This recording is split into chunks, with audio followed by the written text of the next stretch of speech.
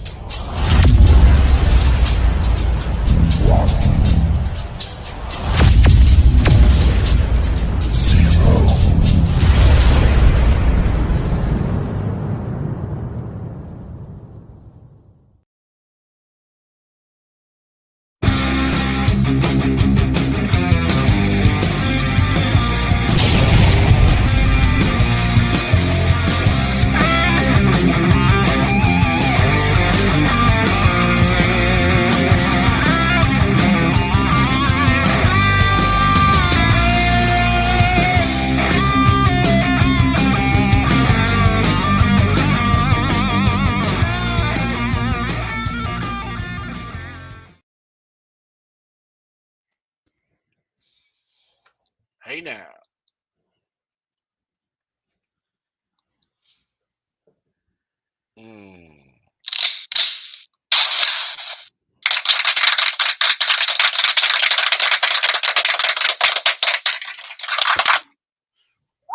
All right.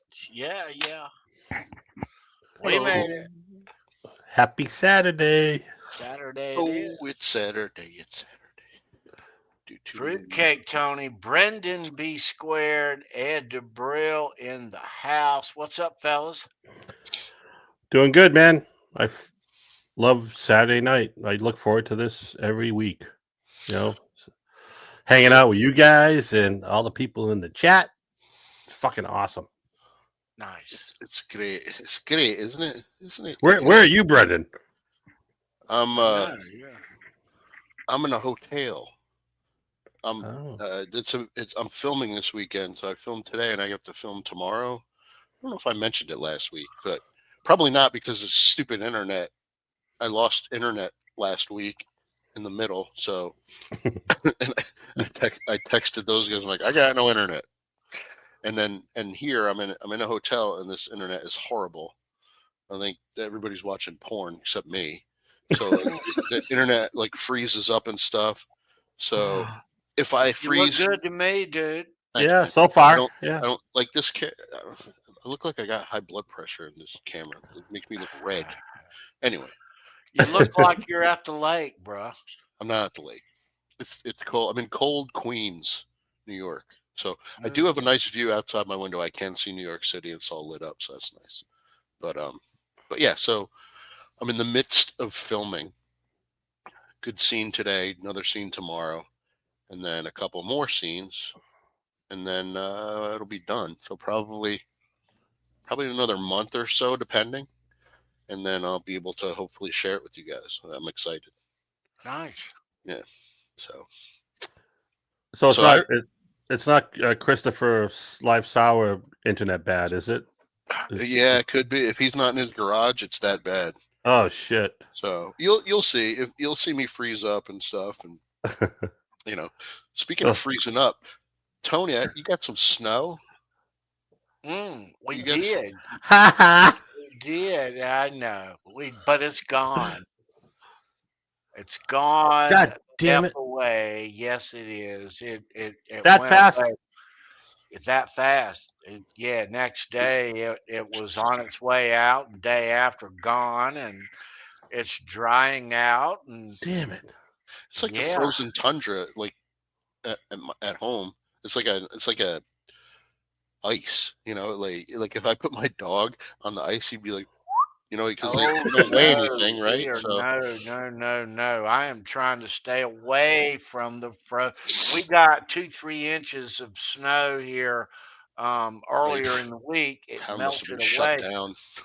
We're looking at upcoming tomorrow and all next week, 60s and 70s, bro. Jeez. Yeah. Was the grocery store madhouse? All everything's gone. No, It's I like went COVID. Monday. Except the eggs. No, like I went a couple days before. So it came Wednesday, but I went Monday. I was good. I was good. I camped out. We were grounded Camped out. Wednesday and Thursday. We worked Friday. So yeah, made for a light week, I guess, work wise. But soon due to pay comes spring knocking on the door right here, Yeah. hopefully. Yeah, And you get a while. hopefully not, dude. It's Yeah, already, it is February the 22nd. We are almost yeah. into marching in March. Well, Yeah. March is good for you, but not us. No, March Yeah. is. I mean, when we March bought, is always. yeah, it's gonna snow. We're gonna get another storm at least. But like when we bought our house, Sandra knows. in- Crap! You froze. He's froze. Froze like my All right. driveway outside. He'll continue. That's when he bought his second house, he says. Oh, no, I froze. there you are.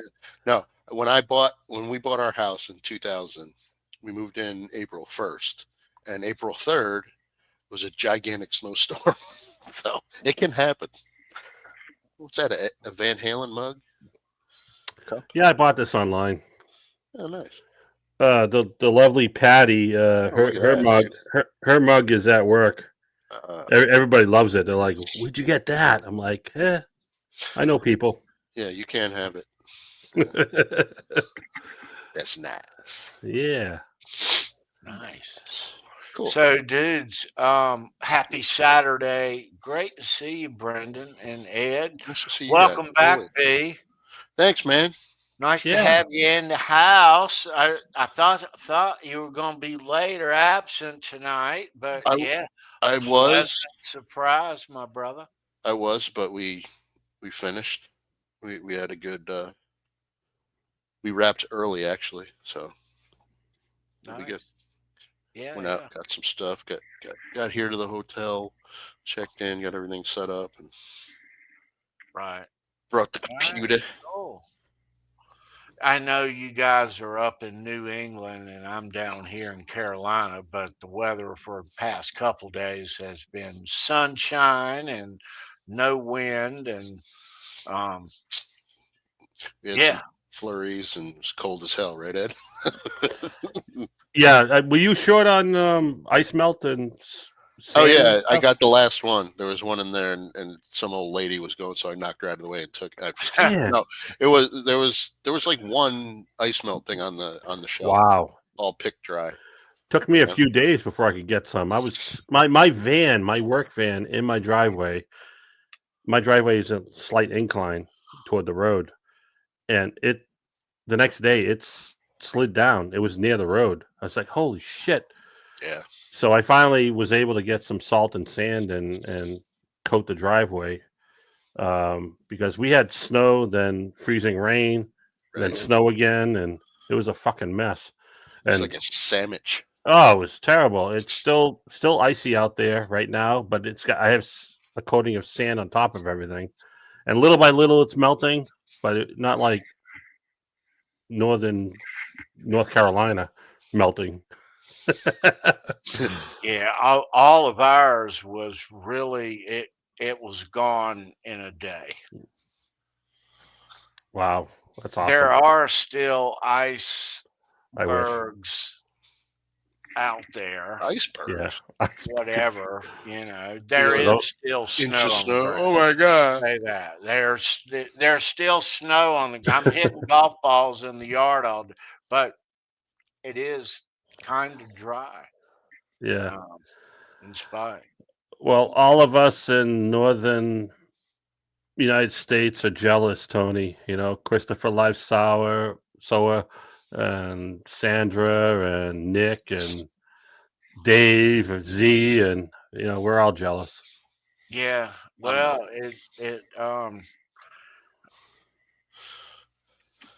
it's nice to get some mild weather here after all the rain and the snowfall. It's been a really long haul of a winter, at least is for me.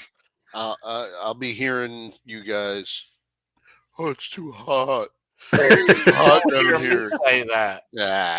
Not you, Tony. You'd never say that. You never hear me say no, not that. you. Like the chat and all those. It's too Yeah. hot down here. Yeah. I'm surprised Tony didn't bring out the orange golf balls and hit them around in the snow. Now, I hit golf balls in the yard all day today, or a couple times, and had a great big lunch. It was a nice day. Do you hit regular ones or wiffle balls? Wiffle golf? No, regular ones. Oh yeah, nice. Yeah. And it was a great day. It was after a hard couple of weeks of winter weather, and oh my God, and it's nice to wake up on a Saturday morning and the sunshine and it be mild outside in the 50s. So yeah, no, I knew that I was going to be out there hitting balls. So it was a nice day. I made a nice big breakfast and a big, huge lunch. And yeah, so here's the key. When you cook breakfast and you're at home on the weekend, save some bacon if you make cheeseburgers by chance. But if you cook a big breakfast, at least you can save some bacon. I made turkey, provolone, bacon, lettuce, no mayonnaise, just dry like that on toast. Made 2 of them. Fabulous lunch. Nice. Wow. I love me some bacon. I haven't made bacon in forever, Yeah. You always save some bacon after breakfast, at least a little bit, because if you don't have enough to make a sandwich, Ed, you know what you can do? Give it to the dog? No. Oh. You have enough for upcoming salads. Oh, perfect. Crunch it up, put it on the top. Yes, sir. Exactly. And save your bacon grease too. Don't put it down the drain. Take it from a plumber. Do not put it down the drain. Do not put it down. It's going to cost you. It's going to cost you a lot of money. Guitar Man 45 wanted to see my shirt. Oh, sweet. Hang on.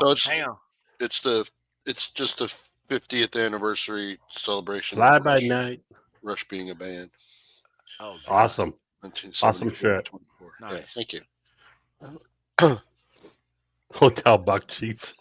I just noticed that. Oh, you That's did? awesome. Did you? Yes. Oh, man. What are we talking about? Bacon? Yeah. Yes, sir. Not wrong with that. Did you guys ever have chocolate covered bacon? What?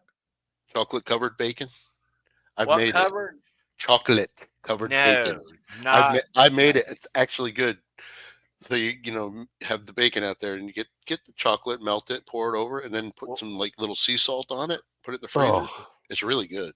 Oh, sorry, Ed. You're killing me. I know. You can have the bacon and the salt. Yeah, I can. But if everybody wants to know what Brendan's talking about, I'm on the carnivore diet. I just started Sunday. So everybody send him pictures of cake and ice cream. No sugar. Yes. No pasta, no sugar. Pasta, big bread. No. That's Yeah, why nice- there's no Corona tonight. Just Nice bagel. water and maybe a little vodka. But Ed, let's Um, go to the mall, man. First place we're gonna stop. Cinnabon. you suck. I miss that. No, but I've been having some great steak tips and turkey and chicken and Why just the tip? seafood and Just the tip, Ed? Sorry. so it's been working. It's been Good. working. Good, man. Ed. Good. 6 pounds gone. Sandra's far. milkshake brings all the boys to the yard. Oh, it was in the chat. Oh, Yeah, dude. so it's been working, man. No, that's awesome, dude. And I'm trying to save my back. I'm trying proud to of you. save from getting an operation on my It's back. fucking hard when you get to be as old as we are. It's fucking Yeah. it's hard. You Yeah. know, it really is. That So, comfort food calls oh you, my man. god, dude. I don't know. I tried I've been doing intermittent fasting and that works. Uh-huh. But it's just so difficult, you know, sometimes. But yeah, Ben Tom in the chat said his dad lost over 50 pounds on the carnivore diet. You can do it. It's working. Oh boy. Sandra ate an edible. Moderation. Is that a carnivore edible, Sandra? Do they make carnivore edibles? I wonder. You just like shove it in a piece of steak like you're giving a dog a treat. Here's I don't know. But intermittent fasting works. You know, the thing that sucks about it is because I love coffee and a hard roll in the morning. So now I can have the coffee, but I can't put cream in it or sugar. So I'll put a Splenda in it. And it's not the same. And I have I put a little cinnamon in it, and it's doable. It helps. I try to not eat after 7 p.m. and then I don't eat till 11 the next day. But that's fucking difficult. I have to say. It is. So it is, but it's been working. Good. Now, whatever works. It does. You know, Yeah. certain things work for different people, and certain things don't. So you got to find what's the best for you. And you know, we talked about in the green room. You're doing it for the right reasons. Yeah, right. you are. Right. That's and it'll work. Ed. Yeah, it will work. Oh yeah, it has been. So It's already I'm pretty pumped. Yeah. Make a road Yeah, I trip mean, up to Boston. I did not want to hit 300. Yep, I got close myself, Ed, and Me too. I don't want to 289. I was more than that. I was 292. Oh, and you're shorter than me. I am shorter than you. Yeah. So I was not happy with myself, you know. Yeah. But my ultimate goal, I don't even want to say my ultimate goal because I just want to wait and show you the results. How about that? Same. It's better to do that. I want to be 200, 210 around there. That'd be perfect for me. I'd love to be 200, but I don't know that I can. But just dedication and discipline. That's all it is. Yeah. And it's working. So I'm happy about it. Right on, Ed. All right. I had my cravings, but I resisted. The demons came calling. Oh, they did. I said, nope. No sugar. Nope. Sorry. So don't send them any like freaking kernels, corn, popcorn. Yeah. No. He's not gonna eat it. Kurt, if you're out there, don't send me any chocolate covered cashews. Kernels. No. Yeah. No kernels. No. When you get kernels in the mail, I'll send them to you. those of you who know, you are on a week-long kernels diet. I've never gotten that. And it's not good. I heard they're pretty addictive. Very. Yeah. You cannot stop. You know, you get it in the mail and you try it, and you can stop at that point. But later, forget it. For the next 5 days at least, you're on the kernels diet. Yeah.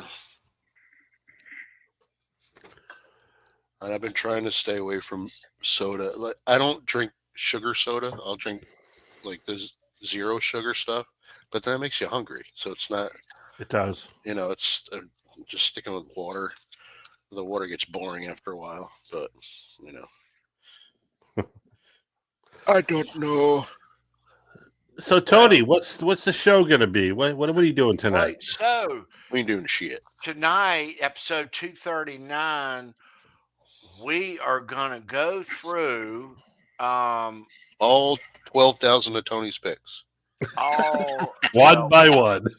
one by no. What we're gonna do is we're gonna go through how to start your collection. A lot of you have, all of you have, and how to grow it, where to get cool guitar picks from your favorite bands. I collect guitar picks from every genre, every artist, every player, and but there are collectors who just collect certain bands or certain genres, and that's fine too. And they are fine collections. But whatever your thing is, I'm gonna go through tonight how to start, how to buy, how to trade. Okay, your guitar pick and grow your guitar pick collection as I have done in my lifetime. There has to be a common ground, common interest there. You've been to concerts, you've had the guitar player throw you a guitar pick, you caught it. It was a moment, and that's how these things start. That's how it starts. All like that, you know. Um, I think you started my collection, Tony. To be quite honest with you. Yeah, mine too. Pretty much. Yeah. I bet you started a lot of people's out there. well, Yeah. that's fine too. Absolutely. Yep. That is fine too. You enabler. It's not a bad thing to enable. Man. No, not a bad thing. You know? I'm not Yeah. saying it's a bad thing. But we're going to go through how to obtain a collection, and I buy collections big and small, and I'll explain the circumstances of how I buy collections. You hear that often. We buy collections big and small. Well, I'm going to explain exactly what that means. There's a science to it. If you collect anything, there's a science to it. There it is. And it goes down. There are music memorabilia items, guitar picks, passes, drumsticks, etc. stuff in the marketplace that people do not care about whatsoever. They have no idea of how much the stuff is worth. They list the stuff,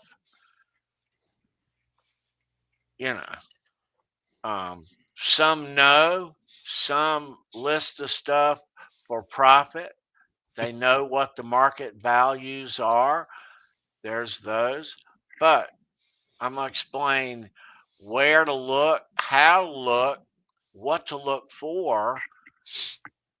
You're in an eBay auction, let's say. A lot of us have been there. I've been in thousands of eBay auctions for a guitar pick. We'll explain how to. It's a little auction. easier now than it used to be, right? Back in the day, you had to wait and hit refresh. But no, I'm saying the internet's better now, and stuff like that. Computers are more powerful. A lot more sites. Right. But if you are a collector, there is a science to build your collection, and if you're serious about your collection, I've collected guitar picks my whole life. I've collected guitar picks seriously since before the internet, and It involves going to concerts, either getting it from the stage. That's the ultimate. Yeah. When you can go to a show and that artist throws or hands you a pick, but that isn't always the case. No, it's not. It's So certain artists are known to throw a lot of picks, and some don't throw any. Right. You know. So as Steve Rosen at a Jimi Hendrix concert in 1969, wanting a guitar pick from Jimmy, unable to get one from the stage, coerced a roadie, and Steve noticed a bunch laying on a Marshall there, and asked the guy, and the guy chunked one out, and he got one of Jimmy's guitar picks. Wow. Wow. That's You know. insane. Yeah, So- I mean, if you can too, and I'm sure you'll mention it, Tony. If you get to a show early, try to get friendly with the roadie, the guitar tech, anybody walking around. Exactly. They'll hand you one. Like Exactly. I have an example. John 5, when I went to see John 5 the first time, I got there. I mean, I got there early and I got pretty close, and they're running around setting stuff up, and all of a sudden the guy goes, "Hey, you want here? Here you go." And I got, he just hands me a pick. I'm like, "All right, cool." Wow. And then John's throwing a couple out. I didn't catch. Well, no, I did catch one of those, but I gave it to the person next to me because she really wanted one. What a guy. Here you go. But yeah, and then of course about the Ace Frehley thing, right? So Oh yeah. we'll talk about that if you want. But That was legendary. he throws out like probably 2 or 3 a song. He had so many on his mic stand. And then I recently saw Billy Gibbons. He didn't give anybody any picks, none. So Even though you gave him a shovel guitar. I gave him a pick too, and a guitar. Oh. That's right. And he didn't. I didn't ask him for one, which I was a little starstruck, and Yeah. like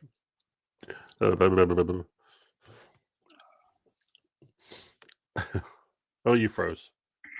anyway, He froze. I froze again. I get a There he is. Stop telling stories because I keep freezing. So No, you're good, bro. We're gonna get into the side of guitar pick collecting, how to buy, obtain, where to buy, couple of sites that will be to your advantage, couple of Facebook groups, guitar pick groups. We'll look at one in particular, but Cool. it's a few of them, and you can buy and trade, and it's a neat story of how you can, you meet these. If you're a collector, you meet the dealers. You meet these dealers. You do.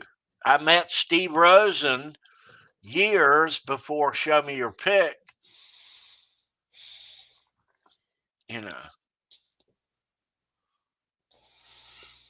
Cool. All right. I have some questions for you, Tony. I can't wait till we start diving into this. Yeah. We're going to also show you guys how to display and show your guitar picks, because, whether you have 10, 20, 200, or however many, you don't want them in an album in your closet where no one can see them. They're awesome.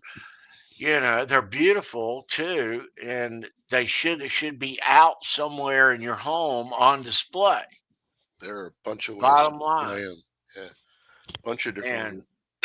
And we're going to show you how you can display.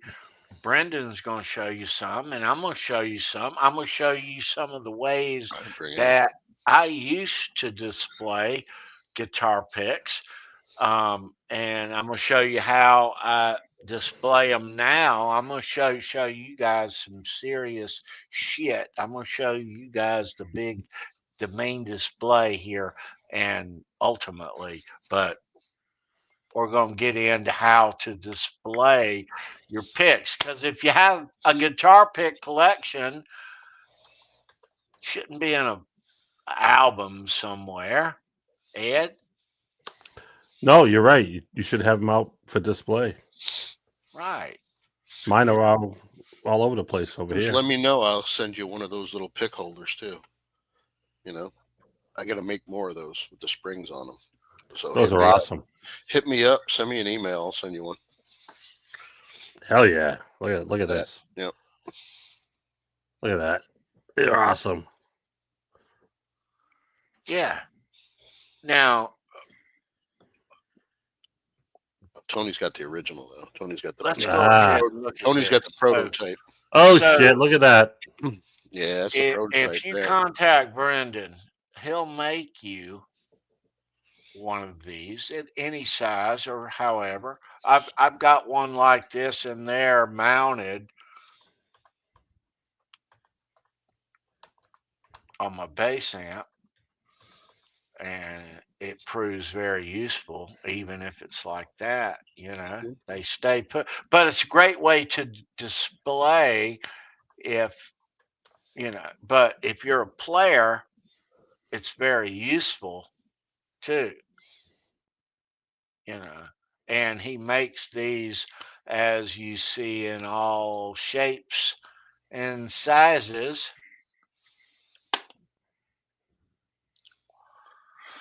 All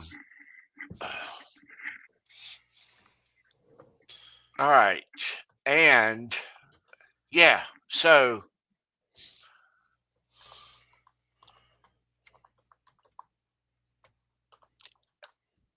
you can build your collection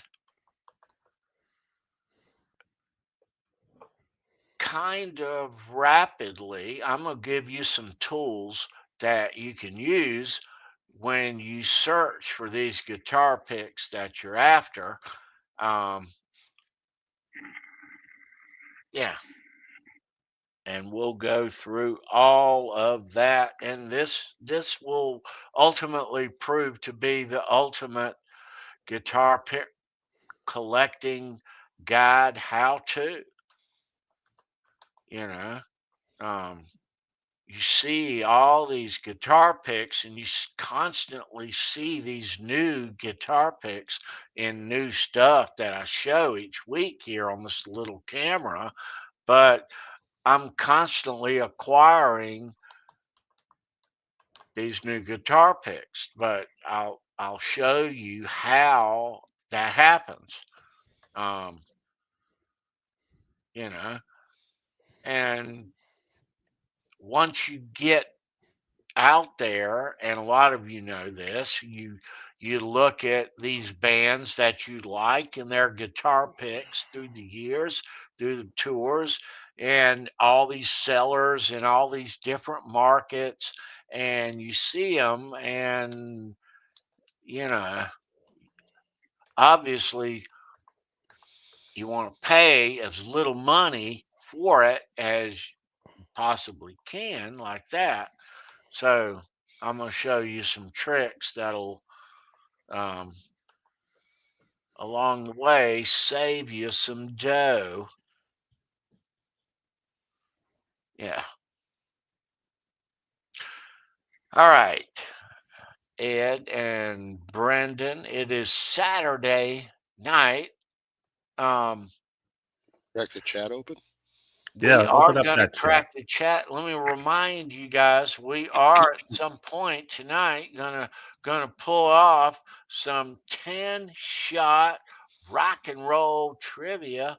I'm gonna ask you 10 questions about music and rock and roll, and you're gonna answer over in the chat.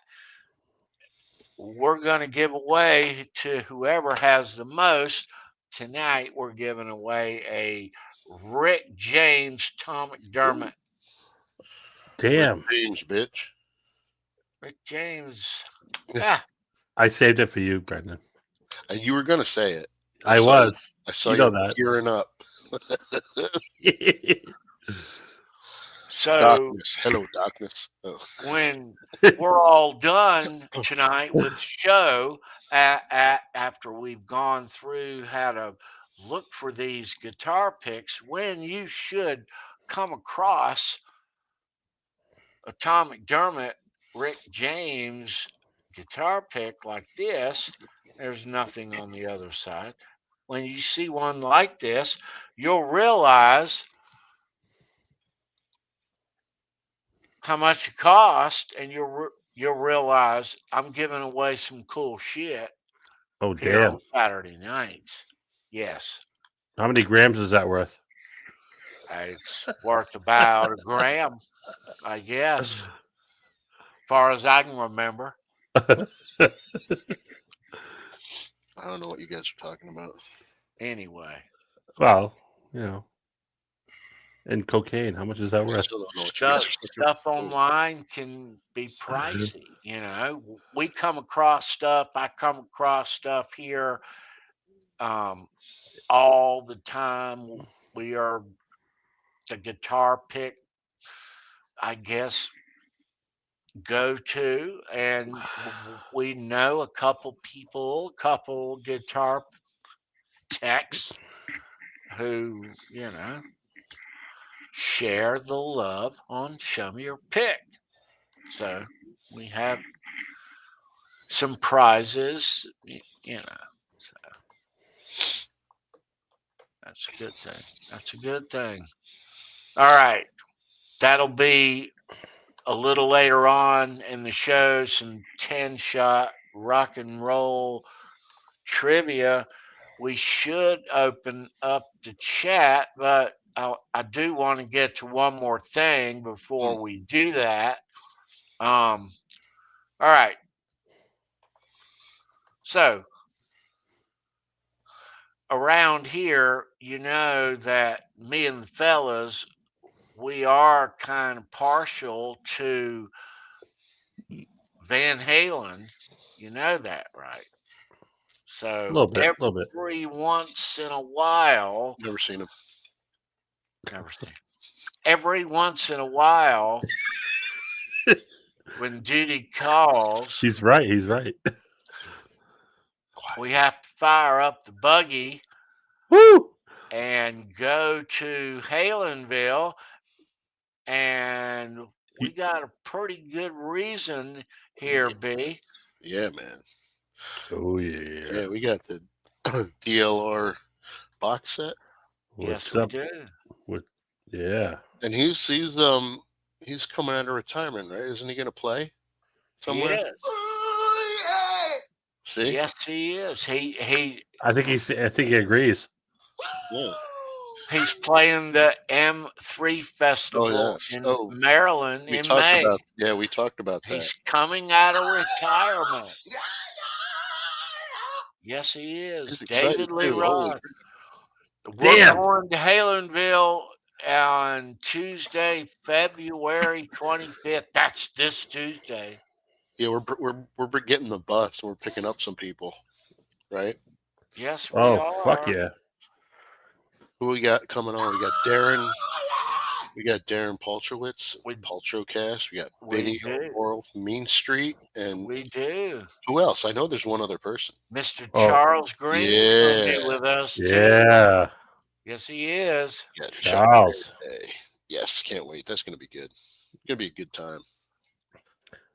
One of my favorite people in the world. Yeah, so Ryan, you're going to have to take a day off, Ryan, so we can do a show. The crew rides again. David Lee Roth box set remastered of the Warner albums, starting with Crazy from the Heat and ending there with Your Filthy Little Mouth. Yeah. Filthy Syrup. I ordered mine. Yeah. So I don't know that if it's shipped gonna yesterday. show up. Did it? Yes, You it got did. yours, Tony? I have not. Oh, you ordered Oh. one, right? You ordered your box set, and It shipped Friday the 21st. That was yesterday. all right. So you may get it on Monday or Tuesday. You hopefully you'll get it before the show. There's Charles right There there. he is. Oops, sorry. There he is. There he is. Yep. Awesome sauce. There's the crew. All right. We appreciate you guys watching. Happy Saturday. It is February 22nd. We're trying to get the hell out of winter. Not me. Damn it, boy. Not me. I am. Yes, Tom is correct. It's 222225. Let's Fuck let's does that mean? open up the chat, dude. A lot of twos. I don't know. I don't know. I don't know. Open it up, man. Yeah, go up All top. right.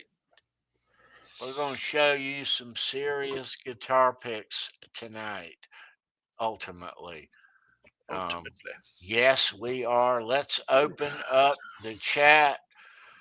Let's see here. Who's hanging out tonight? Let me see here. I'm going to scroll it all the way to the top. Try to be proper. I know I got some winding to do here. Get your ass up there. All right. Get your fat ass back here. Okay. All right. So we are almost into our 5-year anniversary. See, Holy crap. June, right? it's coming up. Yeah, man. I still can't believe that. That's 5? insane. Wow. 5 years. That's amazing. Well, it makes sense with the COVID crap. That's what a lot of places got started, you know? Yeah. Yeah. Hey, what's up, Brendan? Hey, what's up? Yep. Hi, Edvis. I was first, by the way. Of course you were.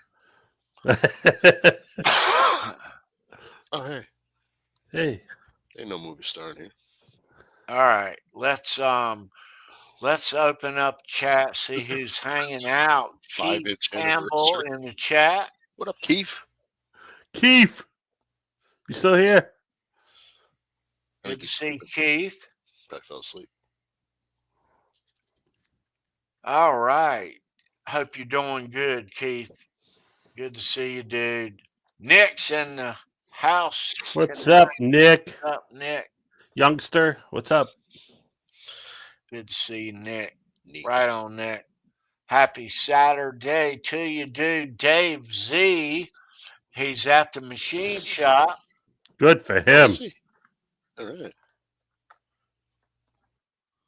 All right.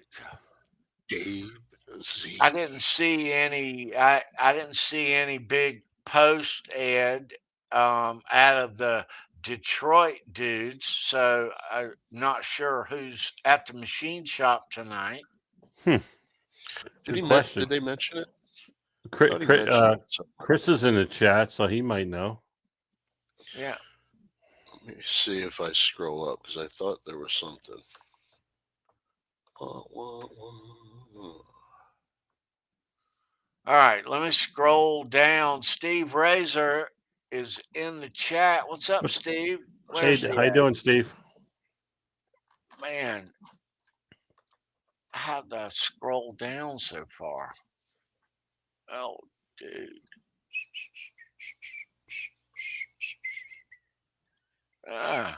Where is he at? Man. Subliminal versus a Midwest tribute to Slipknot is what's going on. Oh, and also a tribute to Avenged Sevenfold. Oh, that's what they're saying. There. I guess. A couple tribute bands. Yeah, I didn't know they had a Slipknot tribute band. $18 at the door. 18. Ain't bad. Righteous bucks. Not bad at all. Christopher Live Soba. What's up, dude? Sova.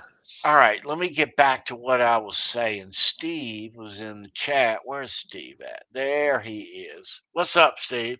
He's way up there. Okay. Steve Rezer. How do you All say your name, right. Steve? I would Yeah. say Resor, like you said. Yeah. Resor. Resort. Resner. Trent Resner. Resor. Resor. There you go. All right. Rezer. All right. We screwed Sovas up for many years. So I know. We Yeah. did.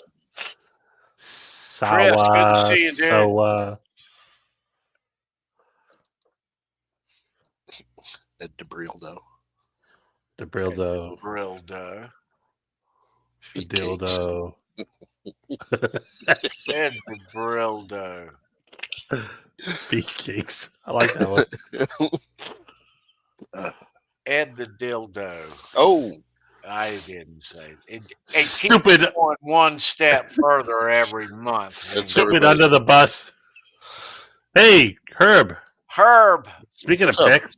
What's up, Herb? Yes, I have some of those too. Those are awesome. Yeah. See? That's what's so beautiful about this whole pick collecting thing. Yeah, Under the Bus Wednesdays at 9, boys. Go check those out. Yes. Wednesdays. Yeah. Funny shit, man. They're our pals. They make me laugh. Me too. Hang out. Yeah, it is. Nothing like a good laugh midweek. You got to be really careful when you're drinking anything during that show. True. That's on Wednesday, so I ain't drinking shit but coffee on that night. True. You got to be careful what you say on this show because they'll grab it. You got to be careful what you say anywhere because they'll just look at the replay.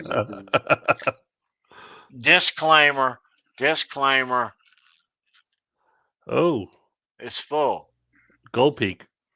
It's full. I just opened it, so I heard it go. Yeah. All right. Like a ping pong ball out of a. Oh, never mind. I won't say it. There's Charles Green in the chat. What's up, Charles? Good to see you, Charles.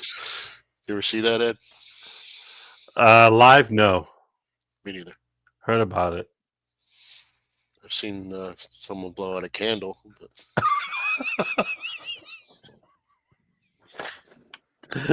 oh, boy. Oh, my God. What? Just like birthday candle. Happy birthday to you. I never had a birthday party like that. Oh, no. Me neither. No. Let me say, everybody, if you're not familiar, Mr. Charles Green, and you'll see him here on the channel on Tuesday here in Halenville. He does live streams on Friday nights at 10 p.m. Eastern here on YouTube. And it's pretty fun. Him and Mitch Heyman go live at 10 p.m. Eastern. And we hang out there. So you can go over there too. Charles Green, you know who Charles Green? There's a link down below. You can find it. You can click subscribe. I'll see you 10 p.m. Friday, this coming Friday, over on the Charles Green YouTube channel. Like that. His playing is great. He won't tell you that, but he does awesome. I love it. I can't wait to see what song he picks. I know. Or two. Usually it's a couple songs. Usually he does a couple. Yeah. Live guitar playing, hanging out with Mitch. It's a lot of fun. A lot of you here are over there also, but if you're not, you should be, you know. Yeah, check him out. Yeah, Charles Green, Friday, 10 p.m. Eastern, YouTube land. All right, let me scroll down. They keep locking up, man. Sorry. It's all right. All right, OU812 in the chat. What's up, Ryan? Good to see Speaking you, of dude. speaking of awesome guitar shows, Yes, sir. Oh, back. Yeah. Ryan there, OU812 is the captain of the O crew. They do live streams on YouTube on Tuesday, Thursday, and Sunday. Trans Trim Thursday, 8 p.m. Sometimes it's 9 p.m., Ed, I've noticed. Show me your O face.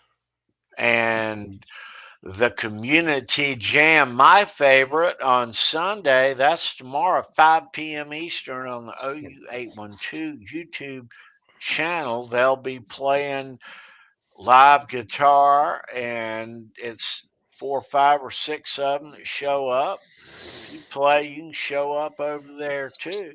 And but I crank up the house speakers here. I'm cooking New York strips tomorrow Ooh, some point, and I'm sure it'll be right ahead of OU812 going live at 5 p.m. we're going So out to dinner I'm at gonna Tony's have it house. loud as hell around here. So yeah, another good time.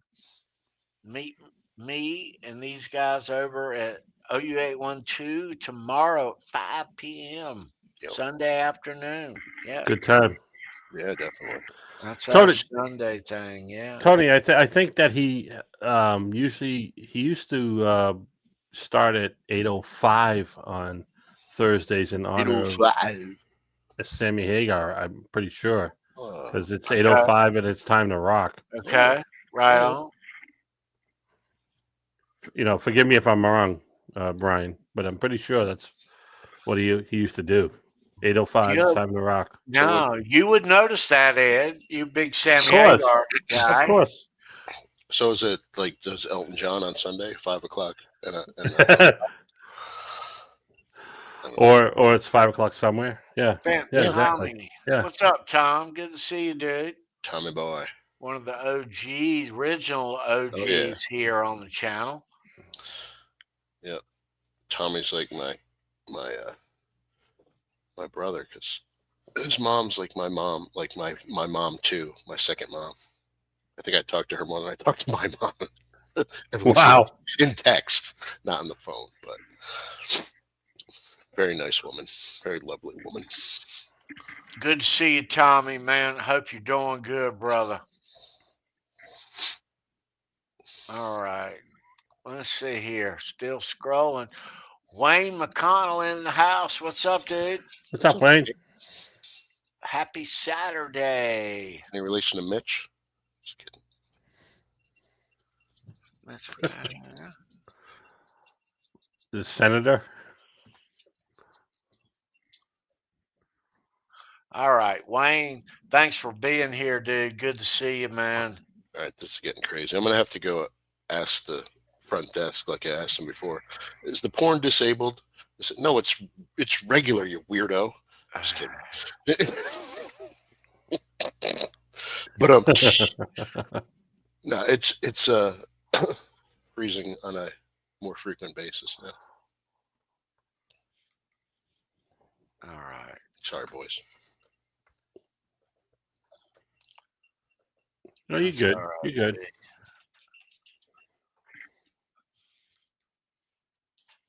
All right. Let me scroll down here. There is Sandra Pokorney. Good to see you, Sandra. Sandra. Nice. What's up, Sandra? Sandra As is Charles would say. one of the original OGs. Sandra is the co-creator of this Show Me Your Pick madness that we do every Saturday. It's so awesome to see you, Sandra. Thanks for being here. It makes our week when you're here. It makes my week. Absolutely. Yeah. She keeps that chat going. One of the best moderators out there. Absolutely. Yeah. Not the best. The best. The best. And always has been. Yep. You know. Yep. When you give a wrench to moderate in your chat.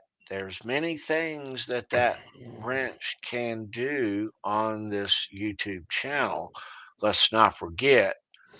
And she knows and does all of them. Yep. And yeah, so whenever you see her in the chat here or in anyone's chat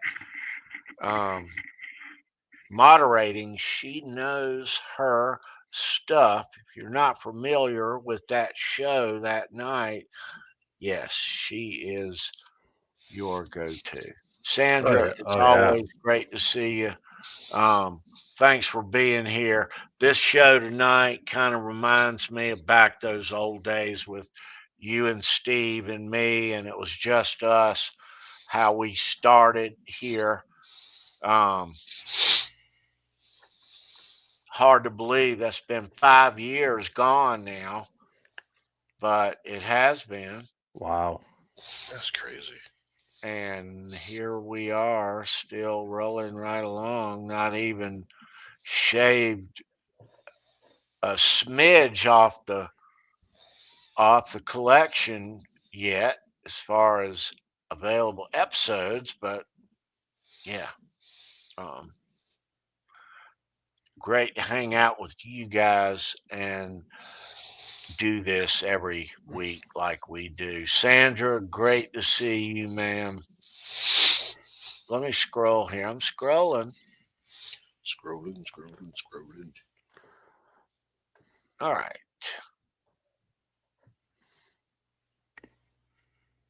Okie dokie. Still scrolling. Edwin Crane in the house. What's up, dude? What's up, Edward? And Lewis right behind him. All right. Good to see Lewis. What's up, Lewis? All right.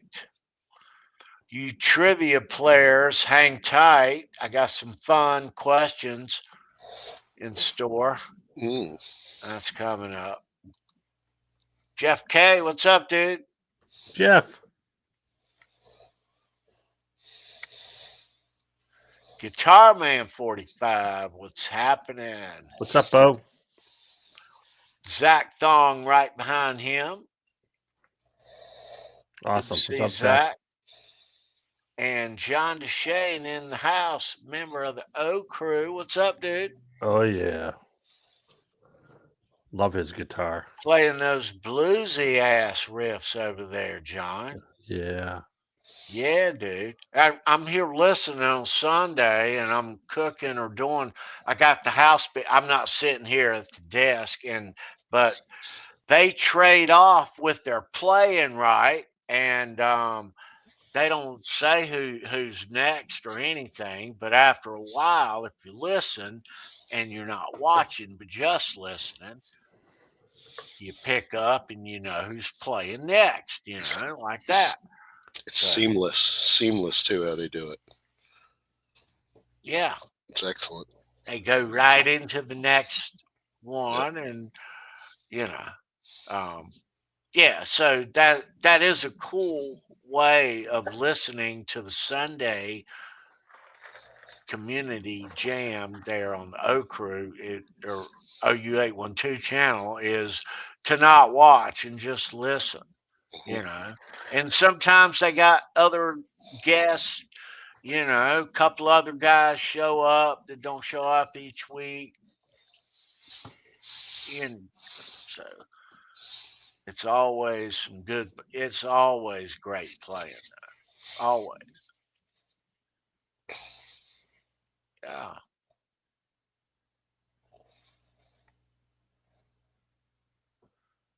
Solid entertainment. Just fucking solid. No, I keep it on Sundays. I do.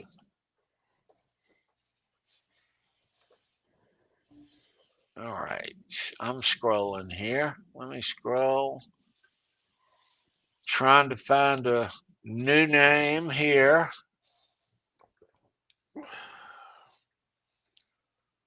So at this point, you should be calling your best friend or your girlfriend, telling them to tune in. Fruitcake's live over on YouTube.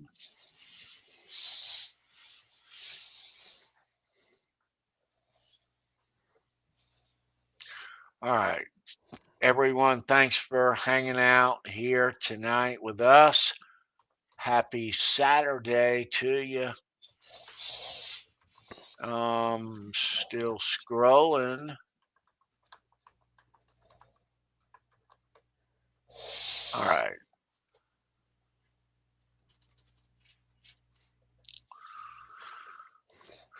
Okay.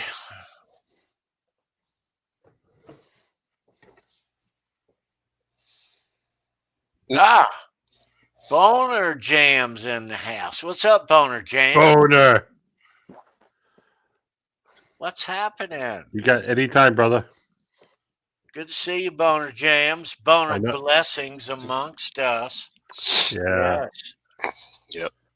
Right on. Always a pleasure to see Boner Jams in I say every morning. Yeah. That's he's the under the bus dude Wednesday, you know that. Yeah, when I saw that cold sore on his lip, I said, okay, I'll help him out. So, good to go. Awesome. Was it already open though? Yeah, well, If you're not satisfied, send back the unused portion for a full refund.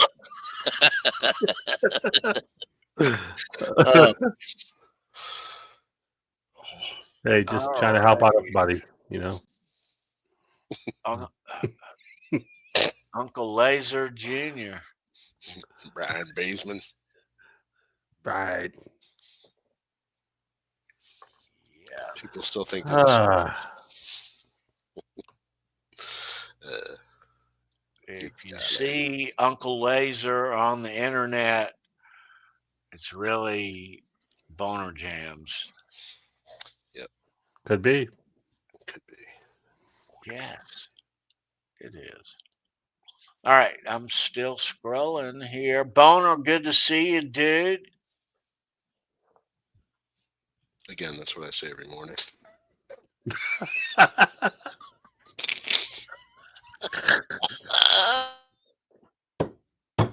All right, Nelson Rodriguez. Shit. Good to see you, Nelson. What's up, Nelson?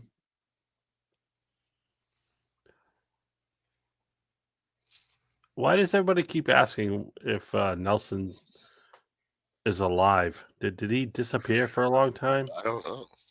Every time I go on a show and watch them, and Nelson shows up, they say, "Oh, he's alive. Oh, cool." I've seen him. He's been around. He's been here. Did he go through something or whatever? I don't know. Every time I see him come on the show, they're like, "Oh, wow, awesome, Nelson, you're still there. Cool." Maybe he just hasn't been around for a while. Sometimes. Yeah, it's mostly on UTV, so who knows? Sometimes people take a break or a little sabbatical. Yeah. Yeah. Hopefully everything's good with everybody out there in the chat. Yeah. We're all going through shit all the time, so Oh yeah. Jimmy Biter, what's up, Jimmy? Good. Hey, there he is.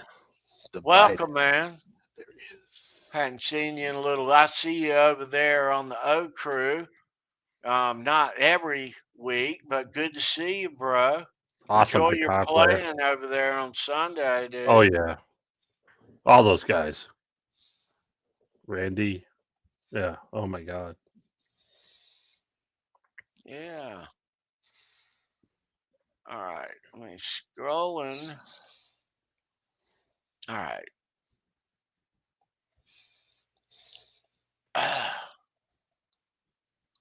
Okay, I think we finally reached the bottom. Finally. Welcome. All right.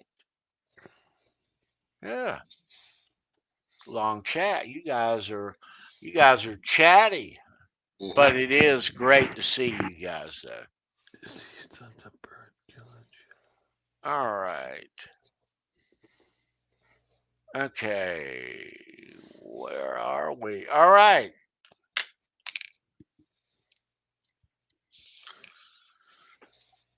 All right.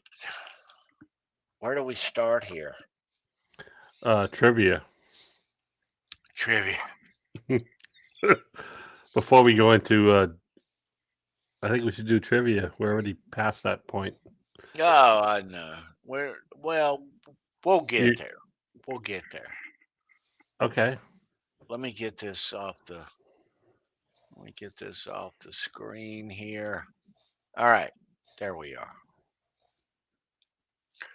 Okay, so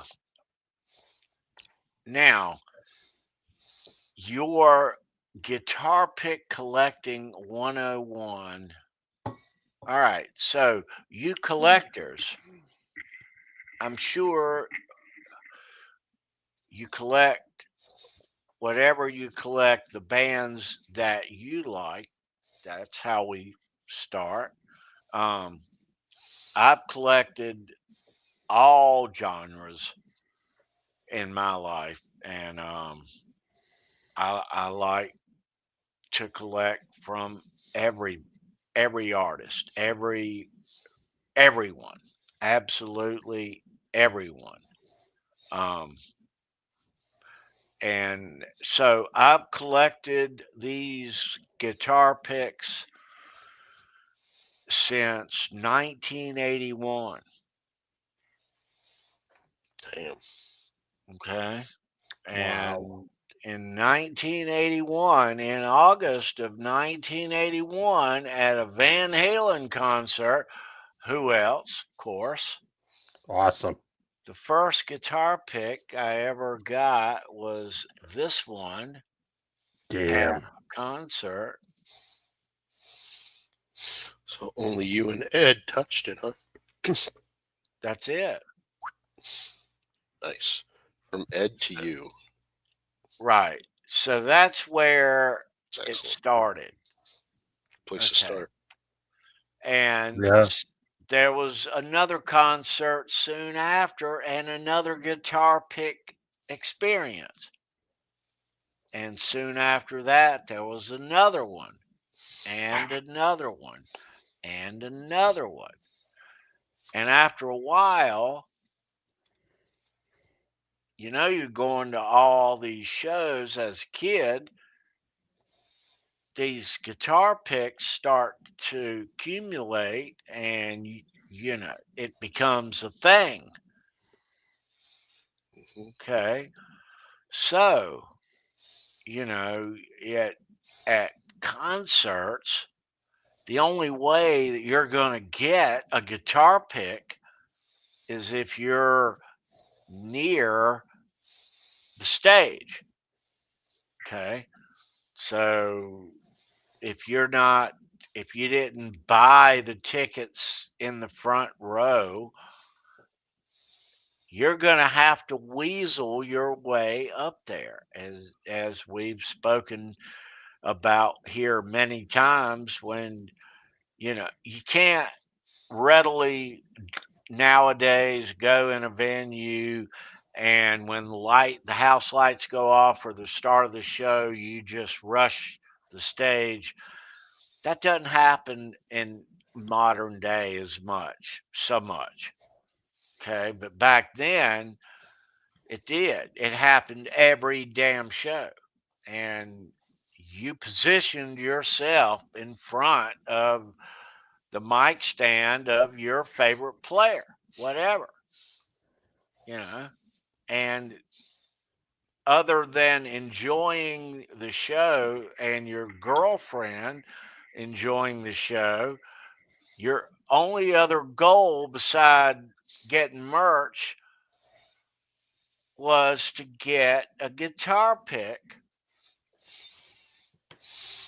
Okay. Mm-hmm.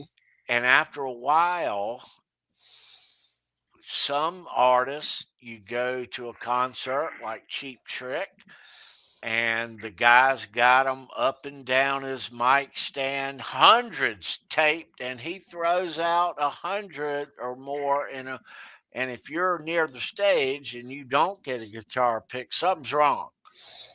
Okay. But others aren't so willing to chunk their plectrums into the audience to the eager who want them, as you found that out last week in a older version of Mr. Billy Gibbons. You know, he used to chunk them out there like water. Now he's, you know, he's older, he's laid back. It's not a big thing. He's wants to play the songs, and I get it, you know. But back in the day, I know. Yeah. Back in the day, it was very nice when your favorite artist, you know, of your favorite bands, Warren DeMartini, Eddie Van Halen, were so willing to, you know, chunk you their guitar picks, you know.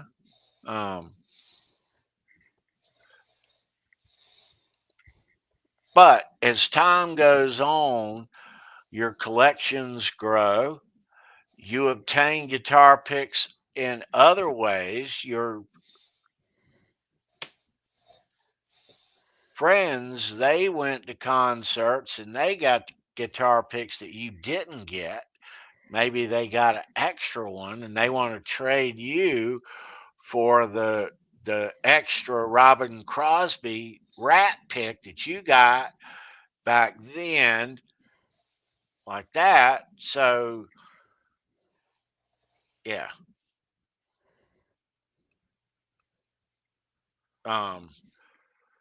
Once these collections start, you know, growing, once mine grew, this was really when the internet just started getting going. These marketplaces, eBay, Etsy, really were started to get up and running. And there was a lot of good deals. Couple other sites that weren't so lucky, they've gone by the wayside now. Auction sites. But you know, for the most part, these auction sites and these marketplaces, now it's a totally different ball game. 20 years ago, it was gold. It was just gold. You could just buy the stuff all day long, whatever you wanted. It was available, multiple sellers, multiple pricings, you know. But as time goes on, Ed, and we age, our artists, heroes, they age. Some pass away. Some aren't here anymore. You know? Well, when that happens, God forbid, when the artist passes away, their guitar picks and stuff in the marketplace skyrocket. Of course. You know, every example of a deceased artist recently comes to mind, all of them, you know. But the biggest impact in the market in recent years, as far as just evolution of how things go, has been the passing of Eddie Van Halen. When Eddie passed, the market, the rock memorabilia market was turned upside down.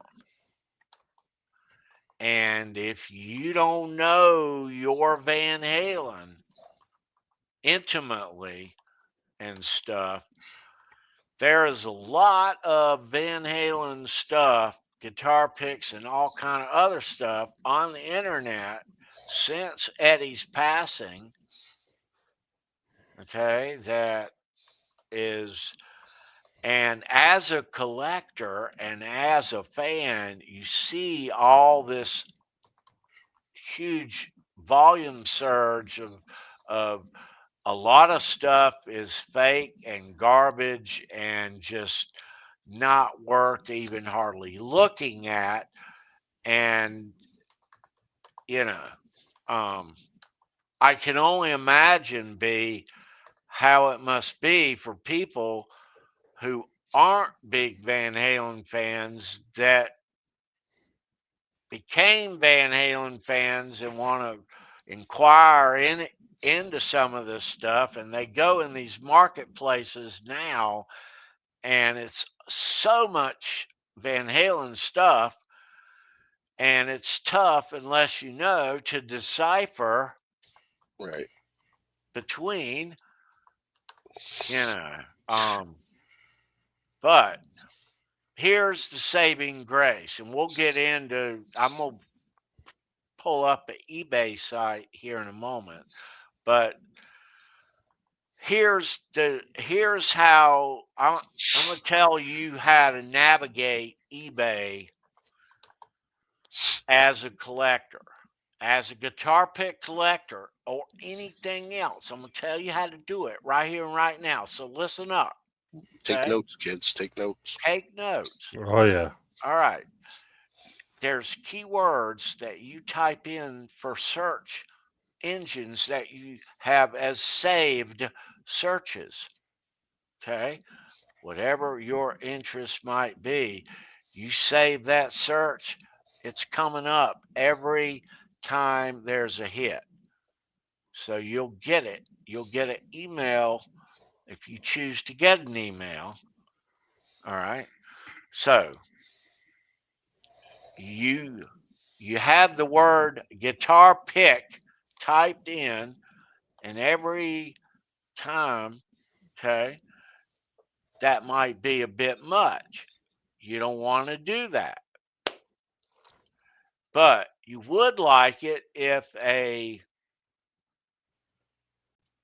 Izzy Stradlin guitar pick were to come up in market. So you save that search, Izzy Stradlin guitar pick. Save it. When it comes up, I promise, when it happens, it'll come up. Okay, and you'll be notified and you can grab it. All right. That's how, but if you are a collector and you're serious about it, and you're going to look at this saved search once or twice a day in the morning and let's say the evening, you're going to see the entire listings from the entire day, 80, 90, 120, whatever, however many, but you're going to see if you're following it. But here's the beauty. Late at night, 11 p.m. in the evening, in the marketplaces, magical things start happening. People start listing stuff because they need the dough. Okay? And when that happens, they're not always acutely aware of what the market values of certain things that they're listing is worth. You know these market values. So when you see this and it's a red flag that goes off, and all of a sudden you grab it, you know. Next morning happens more than the 11 o'clock p.m. thing. What happens the next day at lunch is a beautiful thing. Beauty. You can almost read behind the listings that happen, but after lunch on the weekends, every weekend, there's rock memorabilia listings that pop up, and it's some cat where his wife has been all week saying, "Have you listed that stuff on eBay yet this week?" No. Well, go ahead and do that. So Saturday morning, he does that, and by lunch, it's up. He doesn't know what the real value of stuff is. Fruitcake Tony sees it. He swoops in and buys it. Guy makes his sale. His wife's happy. They're off to Outback eating a fine lunch. And I got a steal on a deal because a moron had no clue of what this shit's worth. And I paid a quarter of what the market value was. You know, happens every weekend. You see it every weekend. It's there. But that's been the you want to find good deals and good. All right. So auctions. Let's get into that before we open up this eBay site here. Auctions. If you're in an eBay auction for whatever, doesn't matter what, never, ever, ever, ever, ever place a bid until the last second of the auction, no matter what. You can Makes sense. follow it, you can watch it, whether it's a 6-day or a 4-day or whatever, sometimes a 2-day. You follow it, you know. The ones to follow, the smart, savvy ones have the price higher. They start their auctions when they know that the auctions are going to end when there's a prime view time on eBay, 8, 9 o'clock in the evening, 7 to 9 o'clock in the evening. They end these at those times. The ones that you look for are the oddball ones for the guys and gals that don't know any better, and they end their auctions, Ed, at 1 a.m. when everyone's in bed, when no one's there to bid at the end, right? Yep. So that's what you watch for there. It's getting rough. Pissing me off. It's about Hi. porn time. Everybody, yes.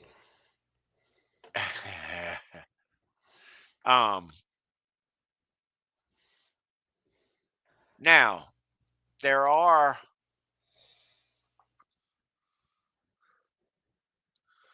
to be a collector of guitar picks, you have to have a little basic rock knowledge. You know, these guitar players, through their history of these bands that we love, they use guitar picks through certain eras and whatever, and you must have basic knowledge of what they look like, because if you don't and you go online and you're a Judas Priest fan and you see just an average guitar pick, Judas Priest guitar pick for sale, so you have to have some knowledge of what they did live and on tour, and those players and what kind of guitar picks they played with and like that, you know those things already. So, but there are a lot of things on the internet that can mislead you if you don't know. So I've been emailed many times asking about this particular listing or that particular, and a lot of them are great and they're fine. And yeah, buy it, get it, grab it now. Don't let anyone else get it. And then others are like, dude, it's not. Stay away. Don't. But you have to have that eye with this stuff, at least a little bit. You have to have some knowledge of this stuff. Yeah,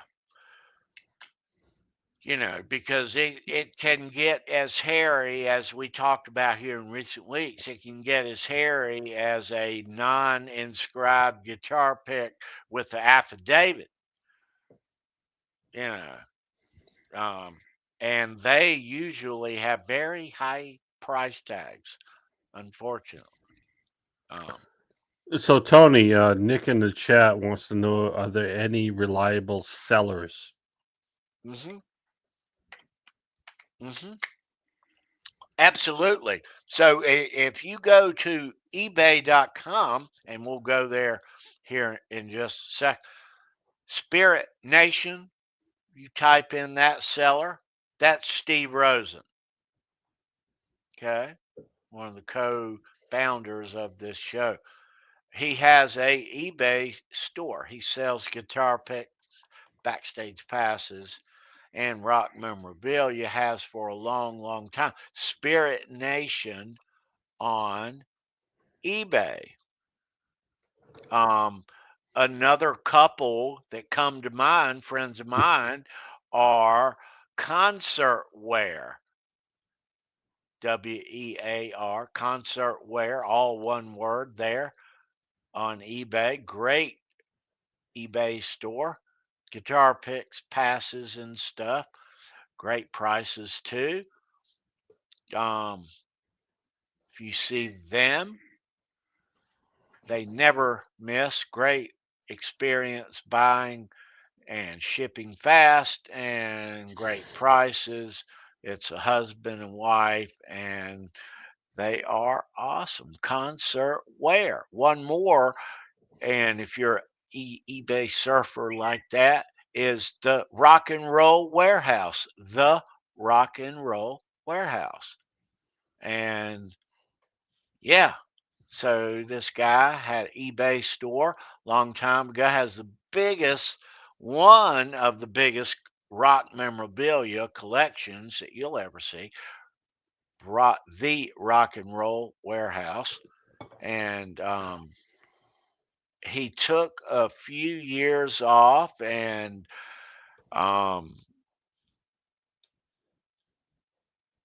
he's back. So you can see him on eBay again, and the inventory is stout. He's acquired a couple of other, like couple mergers, like BP and Gulf and shit like that, Ed, same shit Yep. goes on. Right. But you can catch him there on eBay. But go see Steve Rosen. That's who you want to go see first, right there on eBay. Let's pull this up.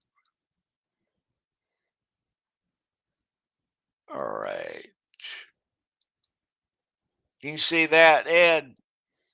Oh yeah. All right. So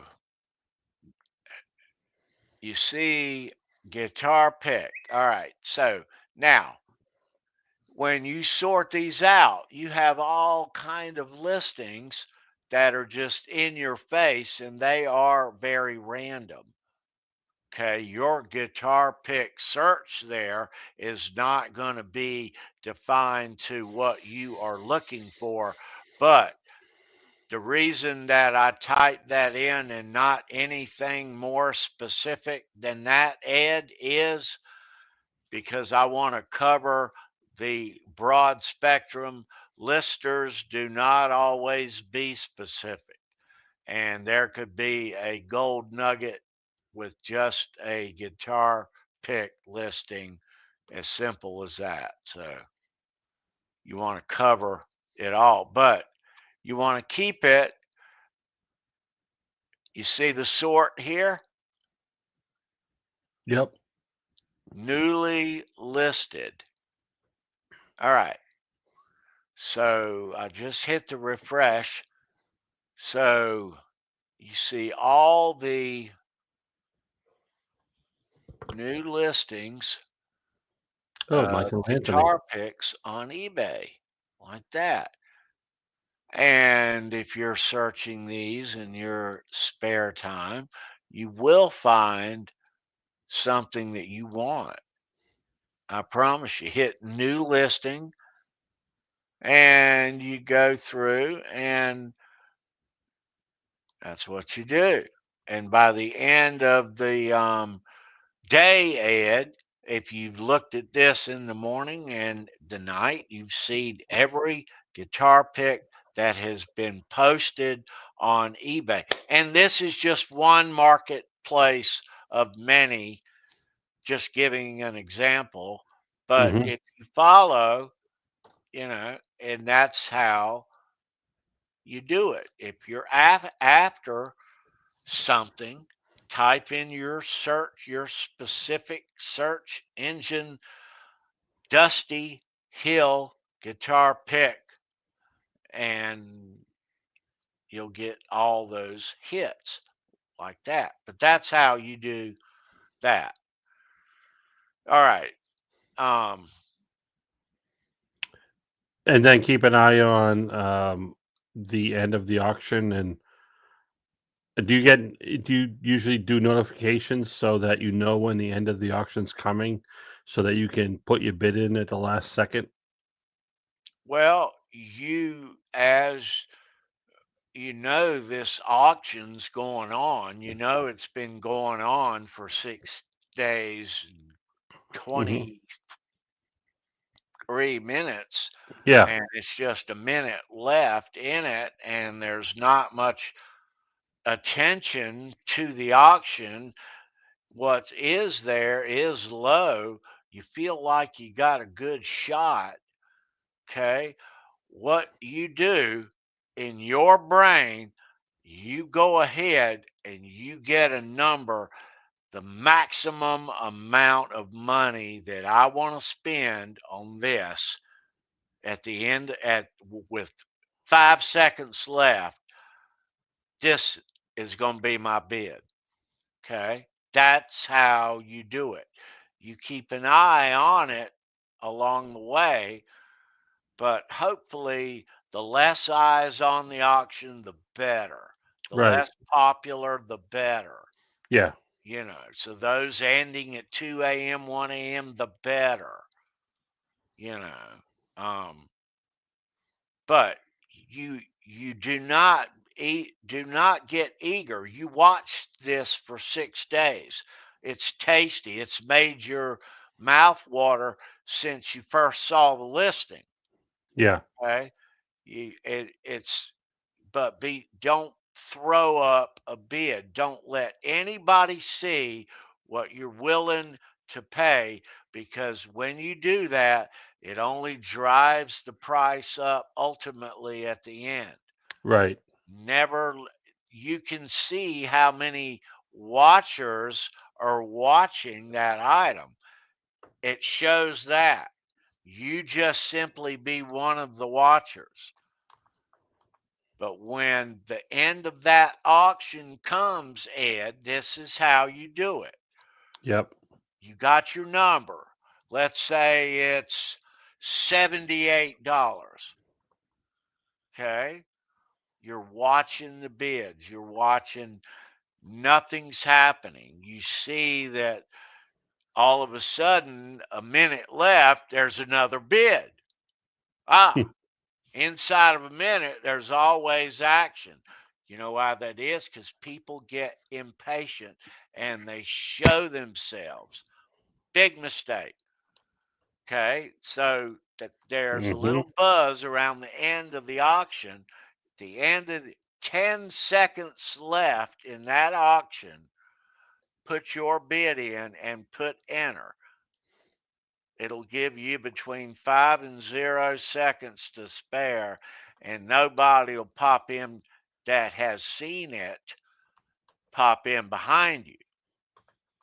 Okay, so that the 10-second thing, but always if you're in an auction on like eBay, no matter what you're buying, no matter how big, small, bunch of people, little people, never make a bid until you make one bid on that auction.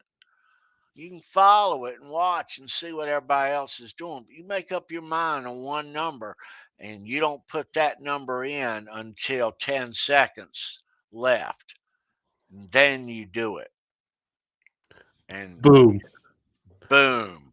So I can't tell you, Ed, how many times I've sat there and looked at an item, a guitar pick from whoever, and put and you evaluate the market value of it along the way. You already know what it is. It's why you fucking wanted it. Right. So but you put your $78 bid in and you get it for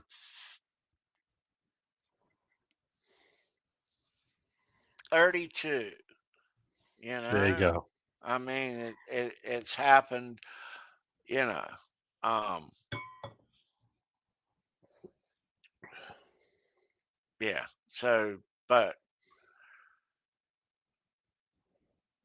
it is things that you can look for in these listings if you know these market values and you see a listing. You can there are a lot of FAKE listings as well that you have to decipher what they are. Okay. Don't get caught up in that. And as I said earlier, if you know me and you're buying something somewhere and you're a little unsure, you can reach out to me. I'll give you my take. That's good to know, man. Yeah. But be careful when you search. A lot of stuff falls right in your lap. It really does.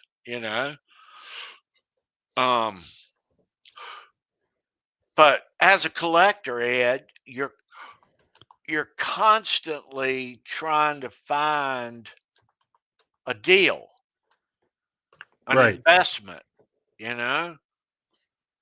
I mean, I don't need any more than one or two Robin Crosby rat guitar picks, but I mean, I think I've got, I don't know, 18 or 19 now. Wow.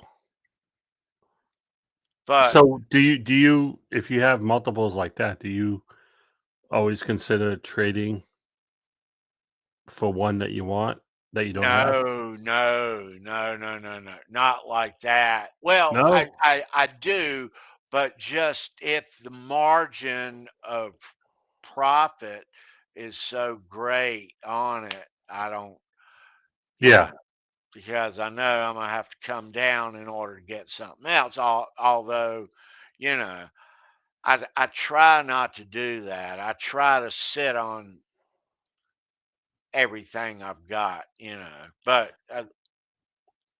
with that said, though, I mean, the multiples of things that I've got, and I'm going to show you this thing here in a minute, this big box, but in my safe, the multiples of these are it's but that it's a lot of which, most of which, I'm proud to say, have come from me being a frugal buyer in the way of this stuff. I don't just shell out dough like I got an endless supply, because I don't, Right. you know.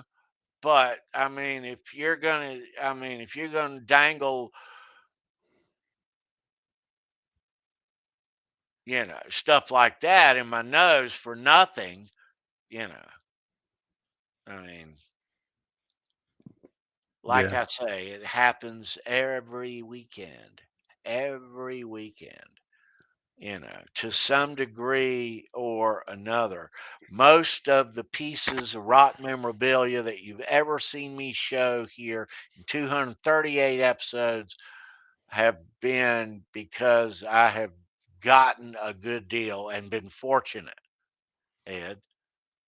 And you've got most of your collection online, I assume, Yeah. because there aren't too many flea markets and shows like Comic-Con or anything like that where you can find guitar picks. Unless Now, you're going to NAM, maybe in NAM, but that's about it, right? yeah.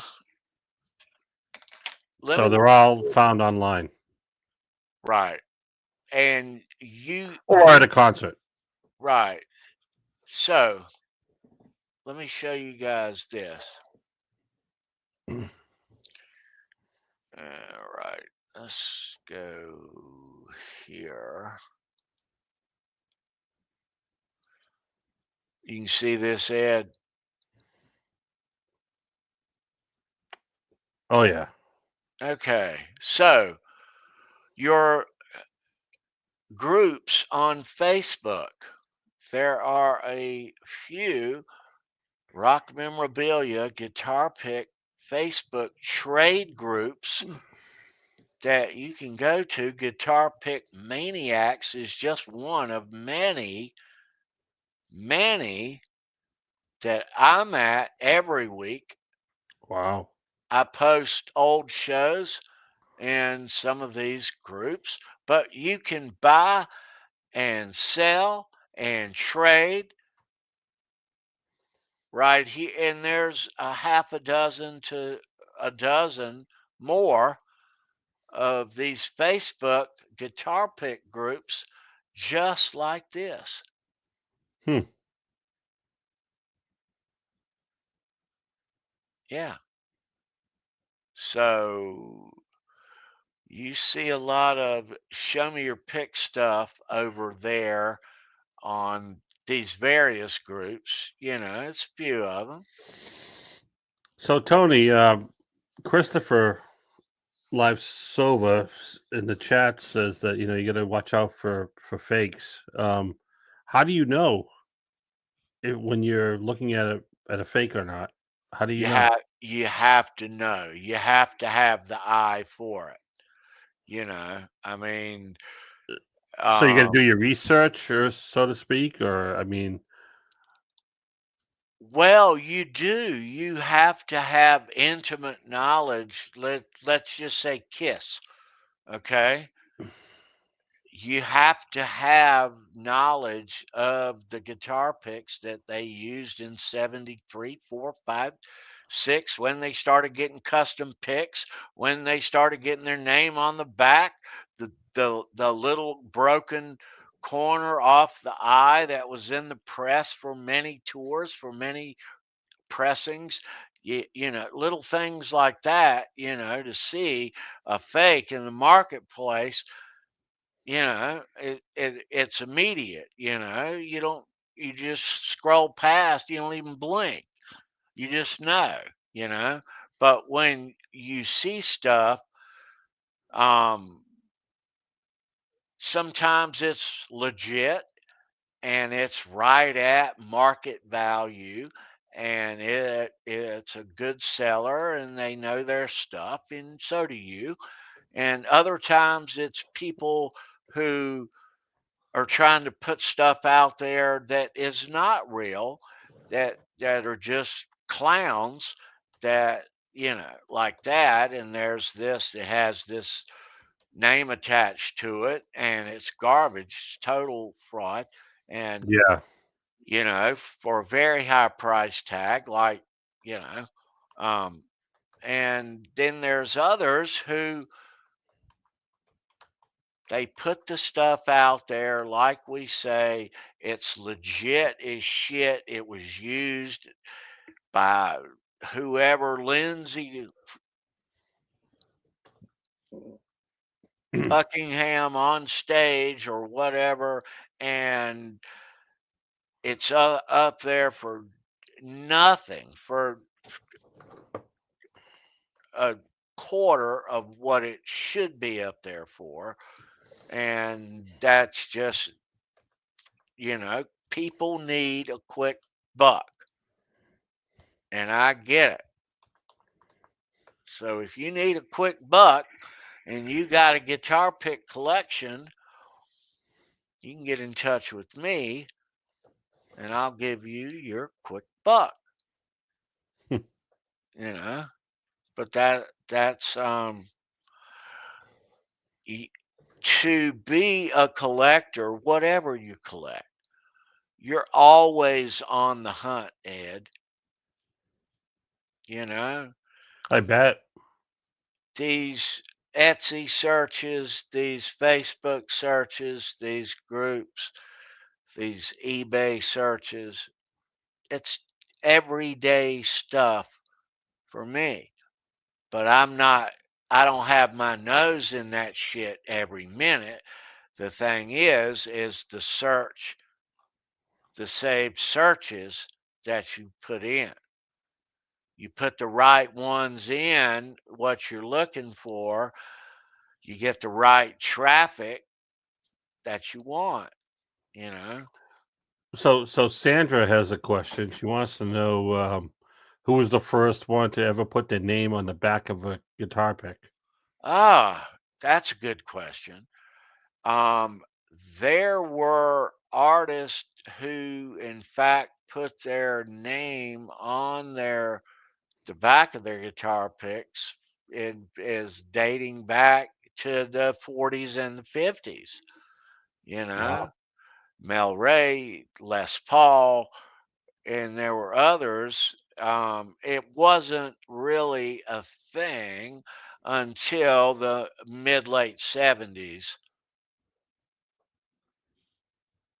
Okay. Wow. And but up until then, it was just a generic, you know, all Fender, all Gibson, whatever. You know, it didn't matter. It wasn't a thing. Going live concerts weren't a thing. When you went to see a concert, Ed, in 1968 or 69, 67, to see Jimi Hendrix or the Byrds or the Turtles or Elvis or the Beatles, it ain't like these 90-minute standard sets or 2 hours plus for these super. There were fucking 20, 30 minutes, and that was it. Hendrix walked on stage and did 5 songs everywhere he went. He didn't play goddamn 45 minutes. You know, that was the Right, concert. That was right. what you came to see.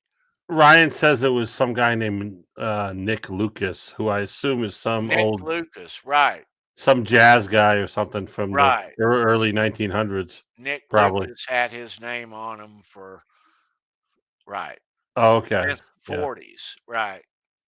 Yep. Wow. But it didn't really become a thing until the mid 70s. What's up, Hitman? Dwight, what's up? Hey, Dwight.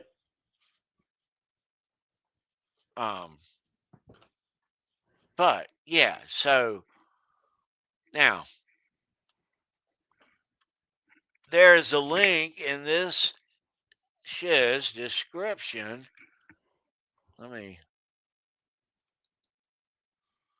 So we showed this last week. Our good friend Brian Bouchard, Pick Hunter on eBay. He's got an eBay store, Pick Hunter, but he also has a online store, Pick Hunter, to his own site that you'll see a link for too. And in that site, you'll see this book, and it's one of two. And if you are a collector, you will Damn. find this book very, very useful as far as identifying Wow. and all the years of all these bands. And this is alphabetized, and it's a lot of cool stuff in here of how to collect, how to display, and a lot of stuff we're talking about here tonight. But if you collect guitar picks, this is a must have, and it's moderately priced too. So Cool. ain't gonna break the bank, but this is gold. I go back in here so often, but it is a for a lot of the bands that I'm not greatly familiar with, this really helps. But lucky I have a good knowledge of these bands and what guitar picks that they were using back when they were up and comers and all like that. So I guess So that's right next to your Bible. no. Hey, Kurt. What's up, Kurt? Speaking of Bible. Kurt, good to see you, dude. All right, so now, so there is how to acquire and build yours. And always, if you are looking and you're buying guitar picks online and you're saving money and you're getting good deals and all, never be against buying complete collections. You'll meet people in these Facebook groups of all sorts and types, and you'll huddle up with them privately and make these trades, and it's a cool thing. But never pass up the opportunity. A lot of the people who are on these sites, do not forget, are there because not they're guitar pick nuts like me and you, but because they need the dough. Right. Okay? Always keep that in mind. So they're always open for offers. You don't want to be absurd or lowball anyone, but you want that option, you know. And another thing, when you are in a eBay auction, very important. Let's say something pops on eBay to your liking, 6, 7 day auction, and you're going to watch it. And in a week, you want this thing, okay? You let 1 or 2 days pass and you see where the interest is, Ed, on it. The next thing you do, very important, you email the seller and you give them an offer. Some of these listings are just buy it now, period. Some are make an offer or buy it now. You have a choice. But if something's up there that you like, some of the biggest scores, the biggest Kiss pick scores, Van Halen pick scores, rarest shit I've ever gotten in my life has involved seeing an auction on eBay, just emailing the seller saying, "Hey, buddy, I'm watching the auction. I'll be watching till the end, but let me give you this for it now." And you just take the auction off. I'll just give you this now, and we'll call it a day. I can't tell you, Ed, how many times that's worked because people are on there because they need dough. And a lot of times they don't have knowledge of their product. Okay. So when they don't have knowledge of it, they're wondering how well it's going to do, if it's even going to do well at all. So if they get an email after 2 or 3 days, don't send that email immediately because the confidence is pretty high. But you let a couple days go by, see where the interest is, email an offer to them. All of a sudden, this guy gets an offer. He's already shaky. And somebody wants it. I better go ahead and jump on this offer, or I may get stuck with damn $18, and that's it. Because once you put it up for auction, whatever happens, happens. You're not the owner anymore. You're the owner of the winning bid. So you better hope it does well. So somebody sees an offer up there, they might take it. I can't tell you more times than that's happened, Ed. Yeah. So, but that's how you go about navigating that. And one last, like we said, if you're ever in an eBay auction, never, ever, ever, under any circumstances, no matter what you're bidding on or what you're buying, ever put your bid in. You put one bid in with 10 seconds left. End of story. And that's how that goes. All right. All right, Ed. Let's get into a little bit of how to display your stuff. All right. I'm going to try to hold this up. I'm going to take this stuff out and I'm going to show you how I display this stuff now.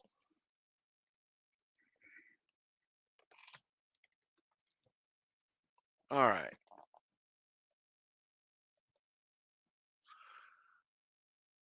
So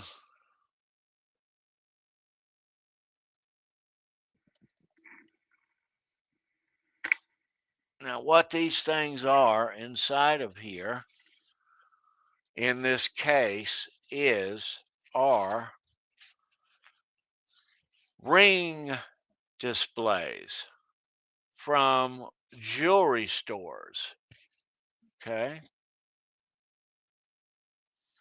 So you take a soft, and you can buy these online or stop at your local jewelry store.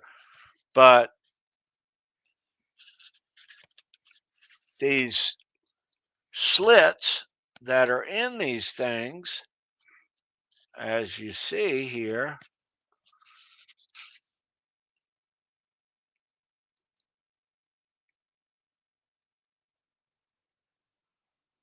so in a sheet like this, you can see how many rings go in this thing. It's 100. Okay. So that's how I display these now in this thing. But if you, another thing I've done, and I found this, next time you get a computer in the mail or some electronics or something, it's always packed with some type of foam, whatever stuff, right? So you take a little blade and you cut little holes in the styrofoam, and you can do it that way.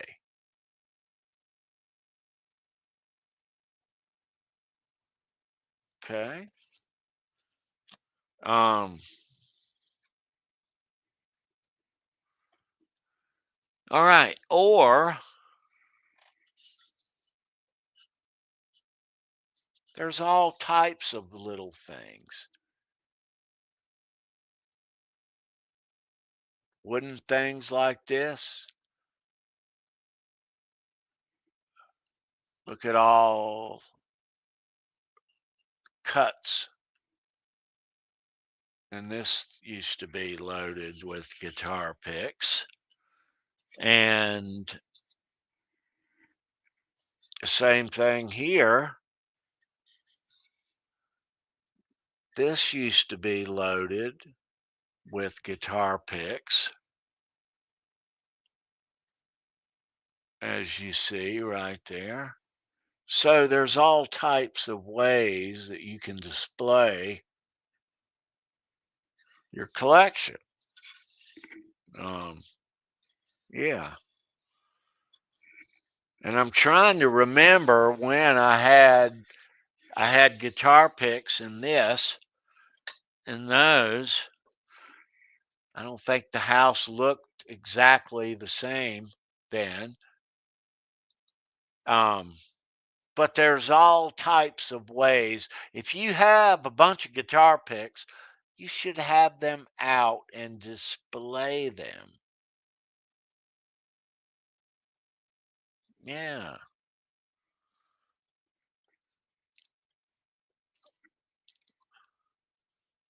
Let me give you guys some eye candy, Ed. Before we go to trivia, all right. So this box, this plastic box that I just showed you, it goes in another glass case. And that's how I display them in this glass case. There's a light, like a curio, but that's how I do that.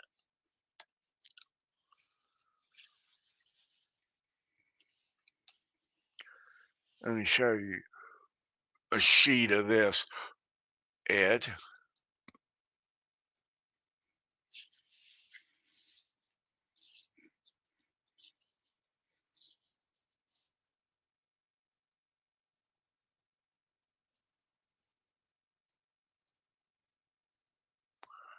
So with a ring sheet like this, obviously it only has 100 slits, but you can make more.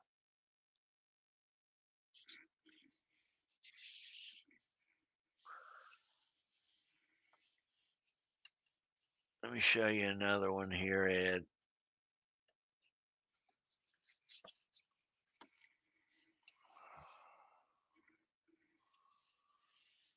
All right.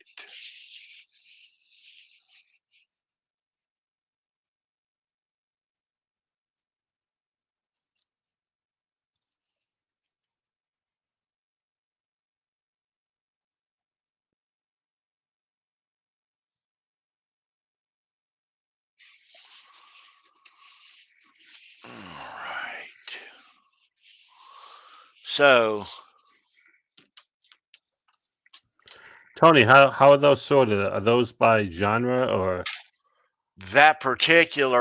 that last one is just Van Halen, Guns N' Roses, and Rat on that tray.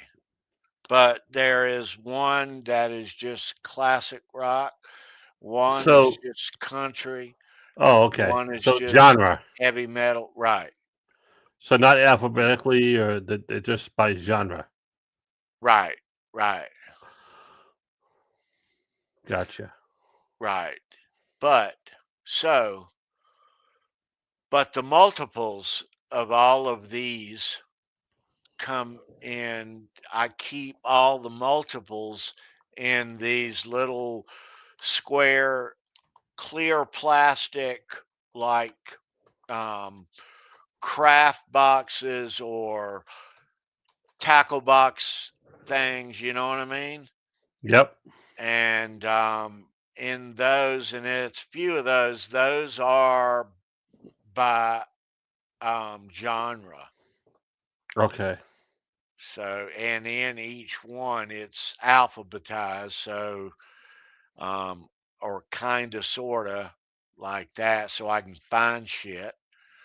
And which I don't always do, but it's the multiples are the thing.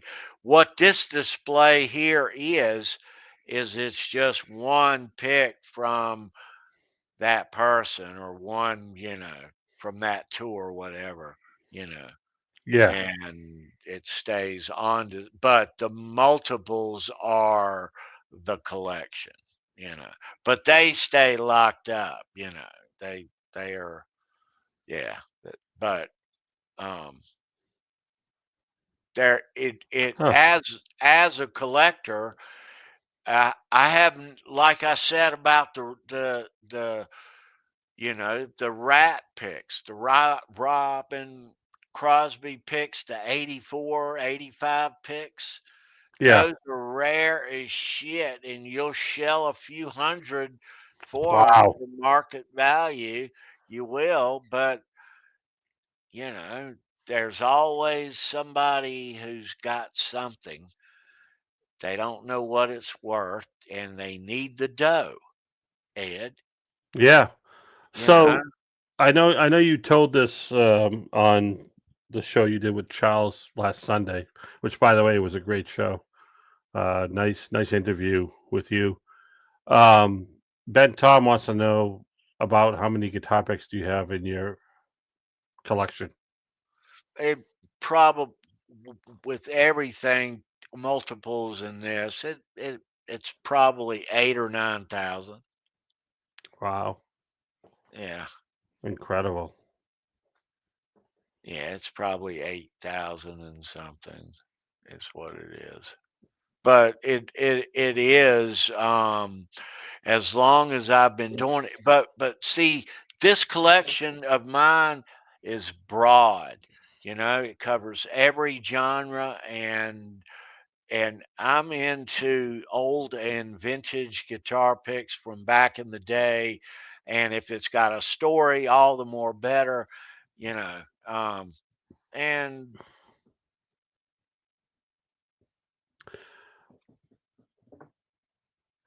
yeah, so Do you have any Gizmachi guitar picks? yeah. Well, apparently Nick wanted to know, and I guess he just, I guess he just acquired one on Ah, eBay. I assume. I don't know nice. because Yeah, he he wanted one. I I do have That's Gizmachi picks funny. from Ozfest. Yeah, That's awesome. I certainly Ozfest do. 2005 Gizmachi. Yes, sir. That's awesome. I've got the gamut on the Gizmachi picks. Yeah, man. So we should probably start trivia because since we're like an hour late with that. I know. I know. We should. Let's go ahead and do some trivia. Why not? Yeah, I got all the answers right here. All right. I'm ready. I'll be the judge. Brendan's not around. So he lost his internet. I mean, well, he didn't lose it, but he kept cutting out. So he decided to, quit it. So sorry, people. All right. Let's see where we are here on the map.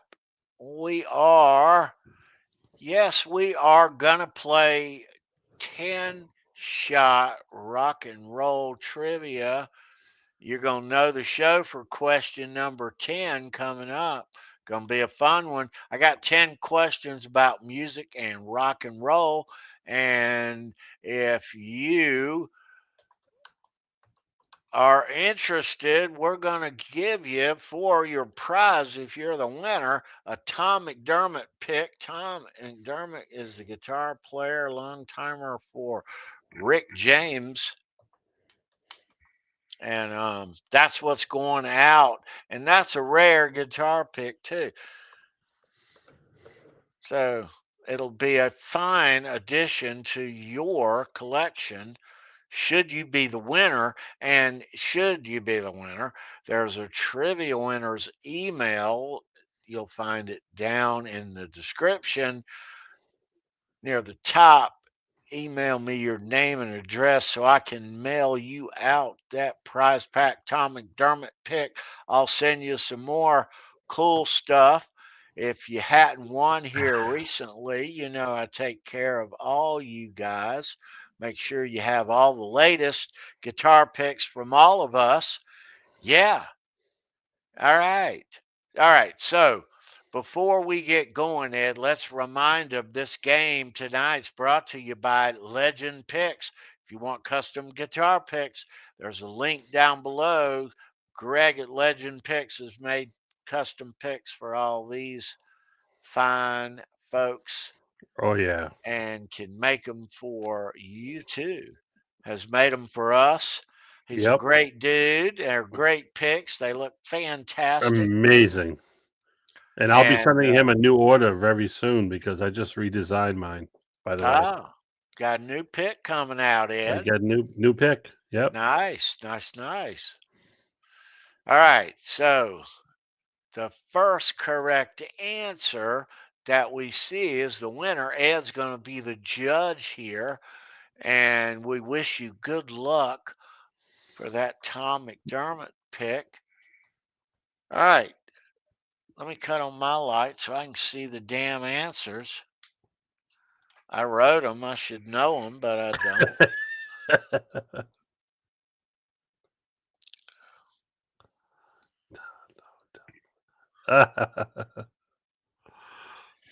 All right. All right. All right.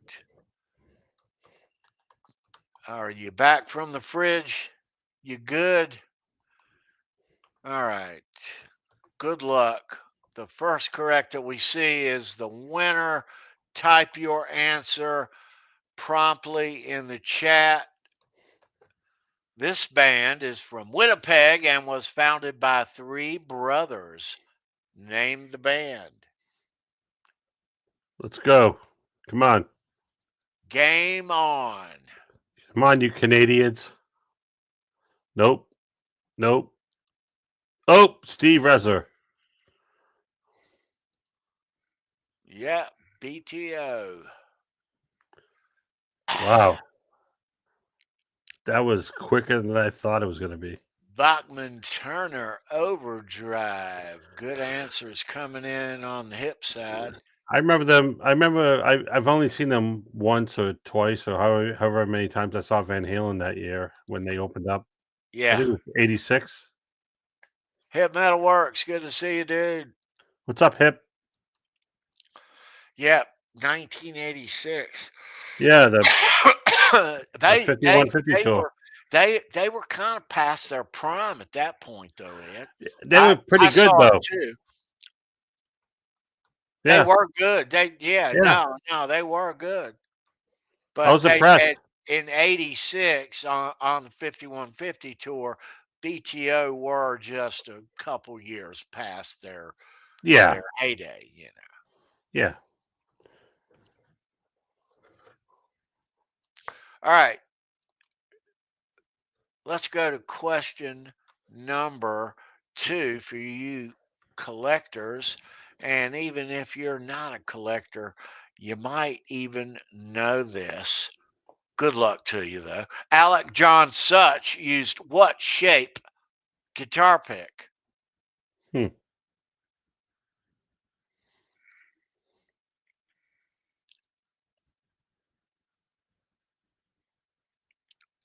You Oh, know Ben that. Tom. Triangle. Yes. Way to go, Tommy. Yeah, we had a Yeah. few more. Yep. Wow, wow, wow, wow, wow, wow, wow, wow, wow, wow. Alec John Such is the bass player for Bon Jovi. And he used those triangle guitar picks when he didn't use his fingers. She said, Oh my right? God. William, good to Yeah. see you, dude. What's up, William? Oh my God. Fucking comedians. You know something I've noticed here tonight, Ed? What's that? There's no ladies in the chat. Yeah, you're right. Other than Sandra earlier. I I don't know if she's know. still around, but All right, call your girlfriend. Come on, fellas. Come on sausage now. My fest. demographics are going. My handicaps going up. Come on, fellas. All right. Call her up. You know she's with her girlfriend tonight. All the more better. All right. Let's go to the next question. Number 3. All right. We're going to complete the next line to a song.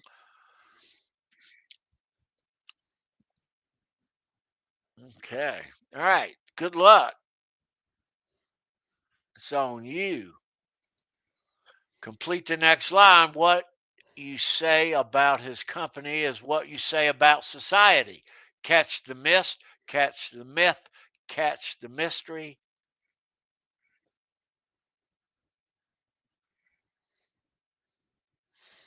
Need all the Nope. words to complete the next line. All the words. All of Nope. them. Oh, there we go. Hip. Hip Metal Works. Catch the drift. Right on, Hip. And who's that from? Rush. Rush. Say about his company is what you say. That's right. Come on, fellas. Yeah, you can't sing it high enough. I know. It's way up there. Where dogs are barking. Do, do, do, do, do, do, Catch the drip. do, do, Uh, All right. Okay, so we're off to yeah. number Just 4. FOA. Cuatro. Faux. Cuatro, mi amor. Faux. All right. All right, good luck. First correct that we see. Elton John had a smash hit in 1976 with Don't Go Breaking My Heart. It was a duet with who? Oh, it's so fucking easy. Don't Go Breaking My Heart. Who was it? Come on. Wasn't Babs. Come on now. Nope. Nope.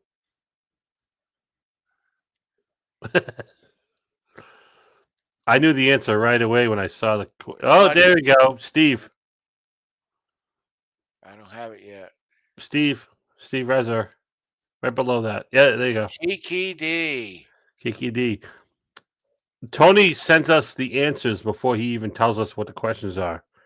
And when I saw that answer, I said, holy shit, this has to be the Elton John duet question because I don't know Kiki D from anything else. Don't break my heart. I couldn't if I tried. Little lady with a she had a jean what do you call those with the straps? Holy crap. Can't think of it. The jean thing with the fucking straps that go down like a bib. Well, Anyway, she was wearing that.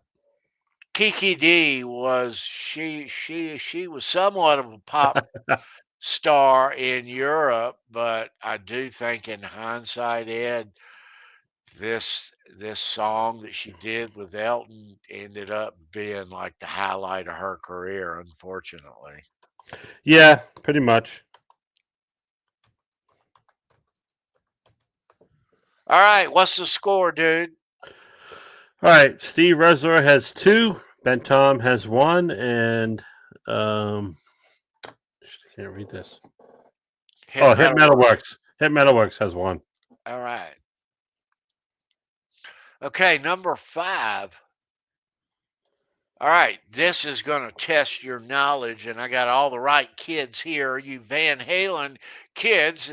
Yes, I said Van Halen. This is a Van Halen question. Good luck. All the answers. We need all of them.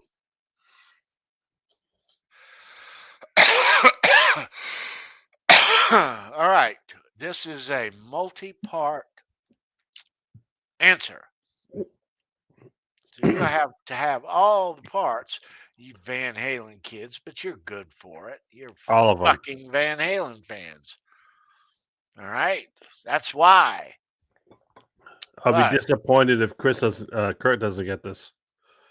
All right, you Van Halen kids, show me your shit. Name all 4 singles from the 1986 Van Halen album 5150. All 4. Bring it.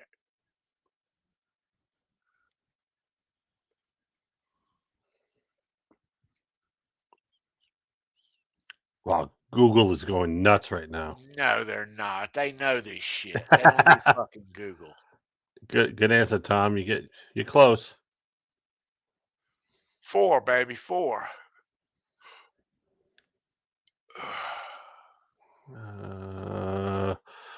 Kurt got it. Yep. There it is. I knew Why it. can't this be Love Dreams? Best of both worlds, Love walks in. And if he didn't, I was going to kick his ass. Or why can't this be Love Dreams, Love walks in, and Best of both worlds? If you want to be in order. But Kurt, you got it, brother.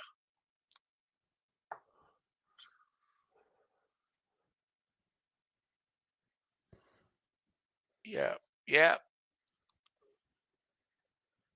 I want the best of. All right. All right.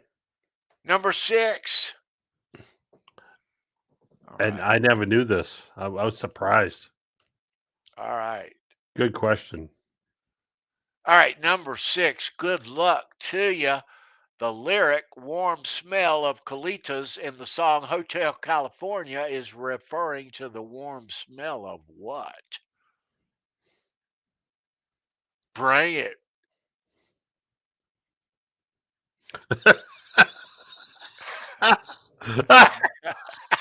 See, that's what I thought. Yeah, see, that's what the exact thing that I thought of. Waffles. See, we talked about this in the green room. I'm like, what? Really?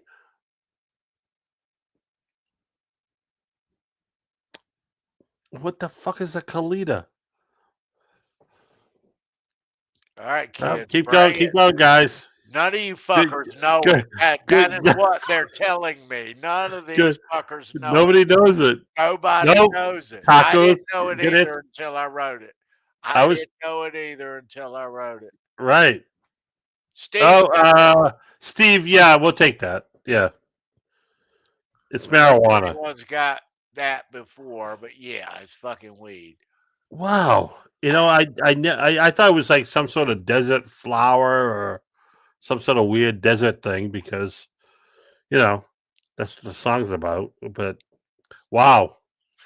Apparently, Ed, Or it is a pussy. it is a Spanish term from Mexico. It's a Mexican term, colitas. Okay. Yeah. Pizza. Hey, Oh man. I'm gonna cook pizza after the show. Awesome. Good for you. Yeah. Hashish. Warm smell of colitas coming up. All right. All Number right, cool. 7. Steve is way in the lead. Steve, 3. you're kicking it. He's got 3 to 1 to 1 to 1. All right, hold on now. There's 4 questions left. We're going to Oh, question 7. anybody's game. Anybody's game. All right. Okay. This band had successful covers in the 70s with We're an American Band and The Locomotion. Name the band. Sorry, Nick. I know you're young. You might not get it.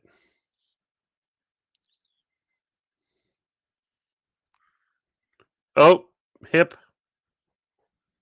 We'll take that. Grand Funk. That's right. Right on. All right, hip has 2 now. Steve has 3. Hip has 2. Okay. Ben, Tom, and Kurt each have 1. All right. Okay, good game.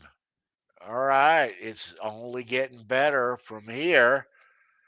We're off to question number 8. El Ocho. El Ocho. She said she was going to be here at 8, Ed. Ocho. She told me in Spanish, too. I believed her. Well, first mistake. I did. I believed her. She's so good looking, though. Number 8. All right, we ready? Yep. All right. Rock Bottom and Room Service are from which Kiss album? Oh, Duh. shit. Kiss Army. Let's go. Anybody? All right, kids, bring it. Quickly. Nope. Nada.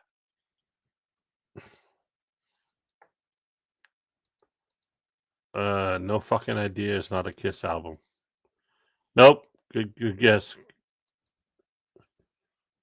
Destroyer. Good guess. Keep going. Oh, there we go. Ben. Tommy. Dressed to Kill. The Third Offering. Rock Bottom. Do. All right. Steve has 3. Ben Tom has 2. Hip has 2. And Kurt has 1. All right. We're going to question number 9. Wow. All right. Good luck. Here we go. Good game. Need the correct answer. This iconic stoner duo's final movie comes out in April. Name them. Easy. Come on.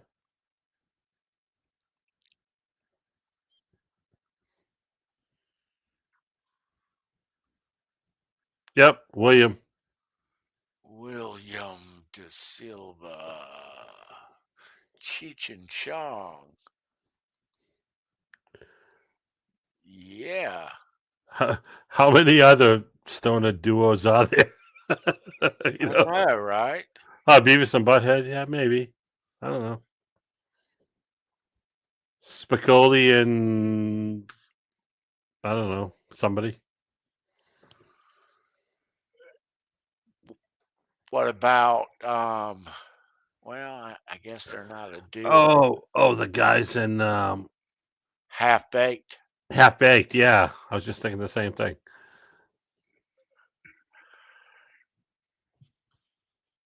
Yeah, Dave Chappelle and Oh, the guy. Friday. How about the guys in Friday? Yeah, well, Craig and Smokey. Yep. Craig Yeah, and I guess there's a few. Smokey. There is a couple. But come on, Cheech and Chong are the top. They are the ultimate stoners.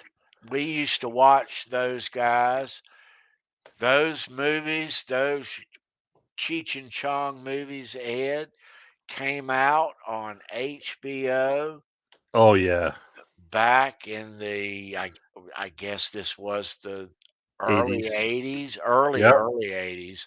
Yep. They would come out on HBO late at night, like 11 o'clock at night on HBO. Yep. Cheech and Chong's Nice Dreams or next me, and Up in smoke. Yep. we'd get stoned to the bone.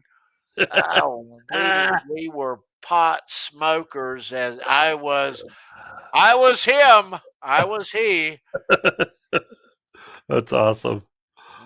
When I was a kid, from I don't know, 18 to 22 or 3. Yeah. Yeah. Oh, Jay and Silent Bob. Exactly, Nick. That's right. I was thinking about them. But yeah. We smoked a lot of weed back in the day. You know what's weird about weed then and weed now? It's so fucking weird though, because I mean, then it was it was Clerks. it was illegal. It was just it would not Right. only fuck the cops. It wasn't. I wasn't worried about it being illegal from the cops, but it was illegal from the rest of the world. Your parents and the just the view on it. You had to Oh fucking yeah. hide it from the world. You know. Um. Yeah. Oh yeah, you fucking druggie. Yeah. I mean, but back It was then horrible. you had to, but you bought the stuff in the black market, depending on who you knew, You knew a guy. and Yep. it was a lot of it out and about and around, depending on who you knew. And yeah, nowadays, though, now that I don't do it and I can't do it, but now it's legal in most states. Yep. It's they grow the most potent stuff. It's by science now. I mean, Yeah. yeah. I mean, it's Tony, I can grow 6 plants per person in my yard right now. In my state. in my state right now. If I were to have a joint, let's just say a joint, Go to okay, jail. and I smoked half of it, and I got pulled over by my local cops here. Right. You know what the fuck would happen? Well, I mean, it's the same here. I mean, if you get pulled over and you're under the influence of anything, you're still in trouble. Dude, I But live it's in legal to you just can't drive around high. Dude, I live in the South here. It's not the same. I live in a place where we're just 5 or 10 years removed from the judge smoking behind the bench. Yeah. Okay? It hadn't been but just a couple of years ago. They catch you in this, where I live in North Carolina, in a little county, smoking a joint. They will haul your ass to jail, lock you up, and throw away the key, Shit. and might rough you up and insult you in the process. And and take your stash. Well, yeah. I mean, So it's still a thing. It's still a Oh, that here in sucks. the South. It's Sorry to still hear that. I don't mind. I mean, I can Well, anyway. I yeah, work in the service industry. I just buy the gummies. That's all. That's all I buy. Ah, Half hour from here. I'm sorry, half mile from here. well, when I mean, there, however many more years before I retire, I don't know how many years that's going to be, but one day, soon enough, and I think I'm timing it, Ed, just here in the South, where by the time I retire, It'll be it'll be legal. legal and like that. So yeah, it'll be perfect. Awesome. I'll retire. I'll be playing lots of golf, and I'll be stoned. And you'll be under par like crazy. I don't know about all that, and I don't Oh. know about the smoke part of it. It does turn me on though about the gummy part and not having to smoke it to get it. You Right. know, I That's what think I do. I don't mind.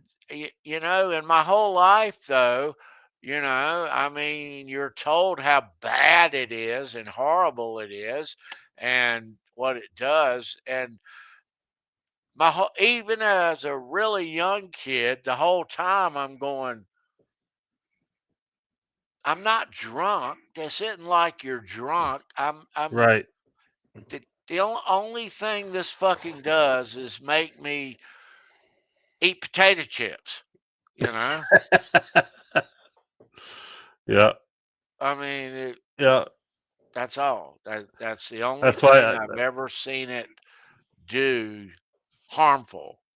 Yep. Um, you know, I mean, I don't know. All right. So number 10. This is the deciding one. Somebody can tie Steve, who has 3. Hip Metalworks can tie him, and that's about it. All right, you better know the show. Is all I can say. This is question 10. And good luck. Oh, Tom can. Tom can too. He's got 2. Sorry. All right. So, those of you who know, I've said this, I've spit this fact out many times. I've spit it out once already tonight. And, but, This is a tough one. When we convene here every week, let's not forget that years and years ago, as a young kid, a young Van Halen fan, Eddie Van Halen chunked me this out into the audience, and therefore we convene here every Saturday night. That's what happened. Yep. Okay. So based on that happening, give the exact date that Fruitcake Tony caught his first guitar pick at a concert. This is gonna be tough.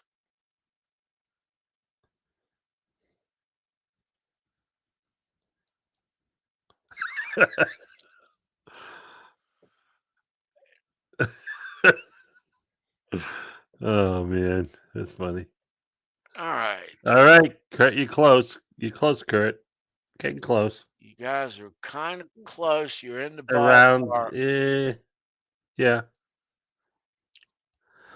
This is. I don't know if they're gonna get this, Tony. Well, they should.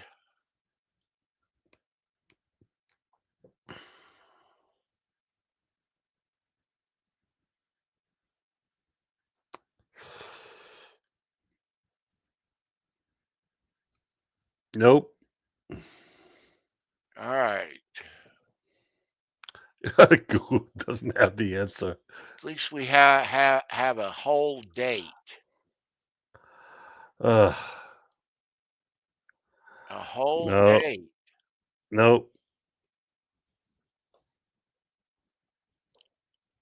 When did a young teenage? Oh, getting close. Getting close. Yeah, we got Sort of. All right. I'm seeing some good answers coming in. A young teenage Tony get his pick from Eddie. Imagine that.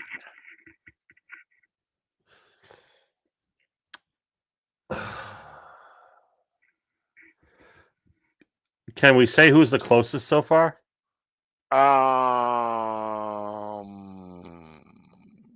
No. Okay. No. Good answers though.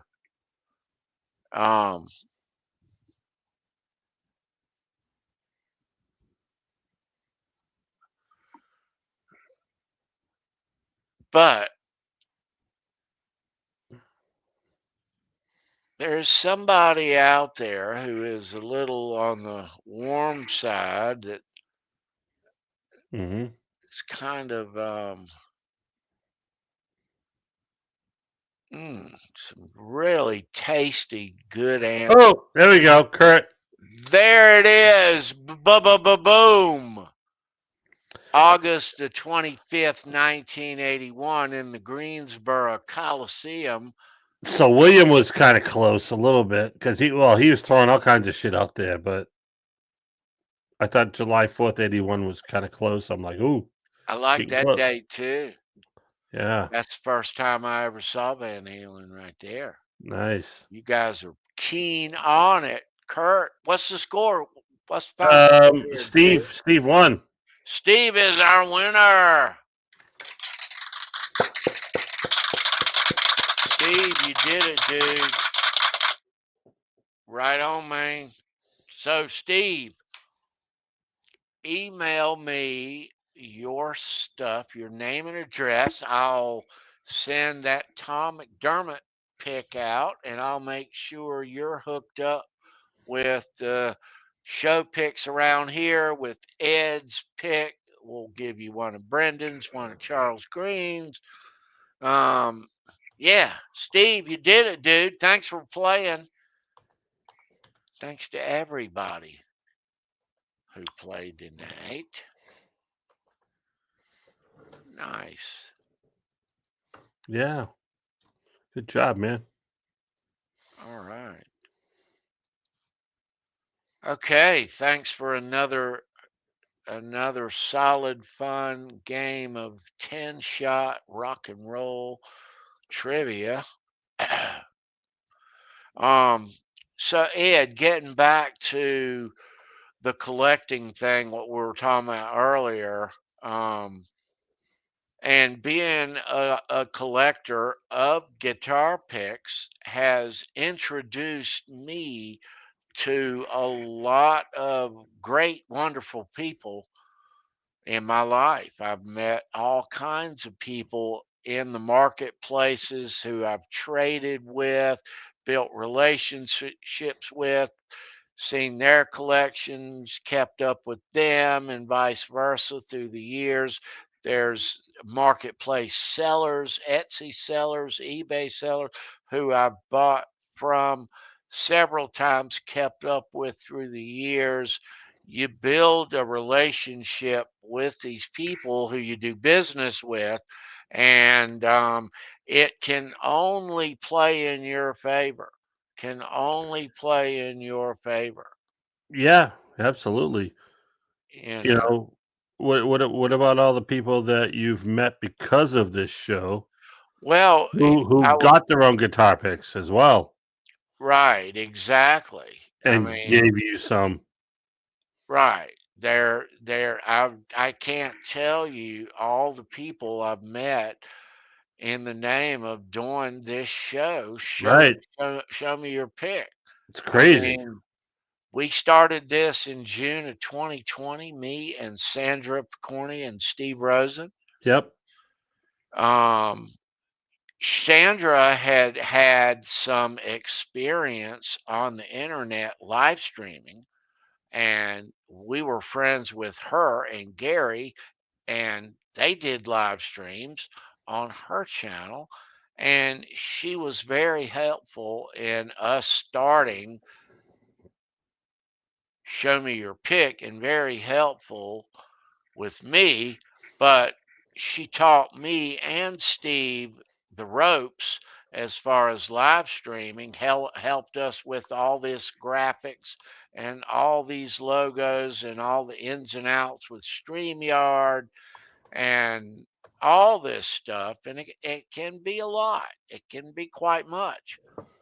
But ultimately, what happened was nobody ever knew Fruitcake Tony before Show Me Your Pick. Not that they ever know anybody even knows who the fuck I am now, and I don't care. But point is, nobody knew who Fruitcake Tony or Steve Rosen were when we emerged on the internet in 2020.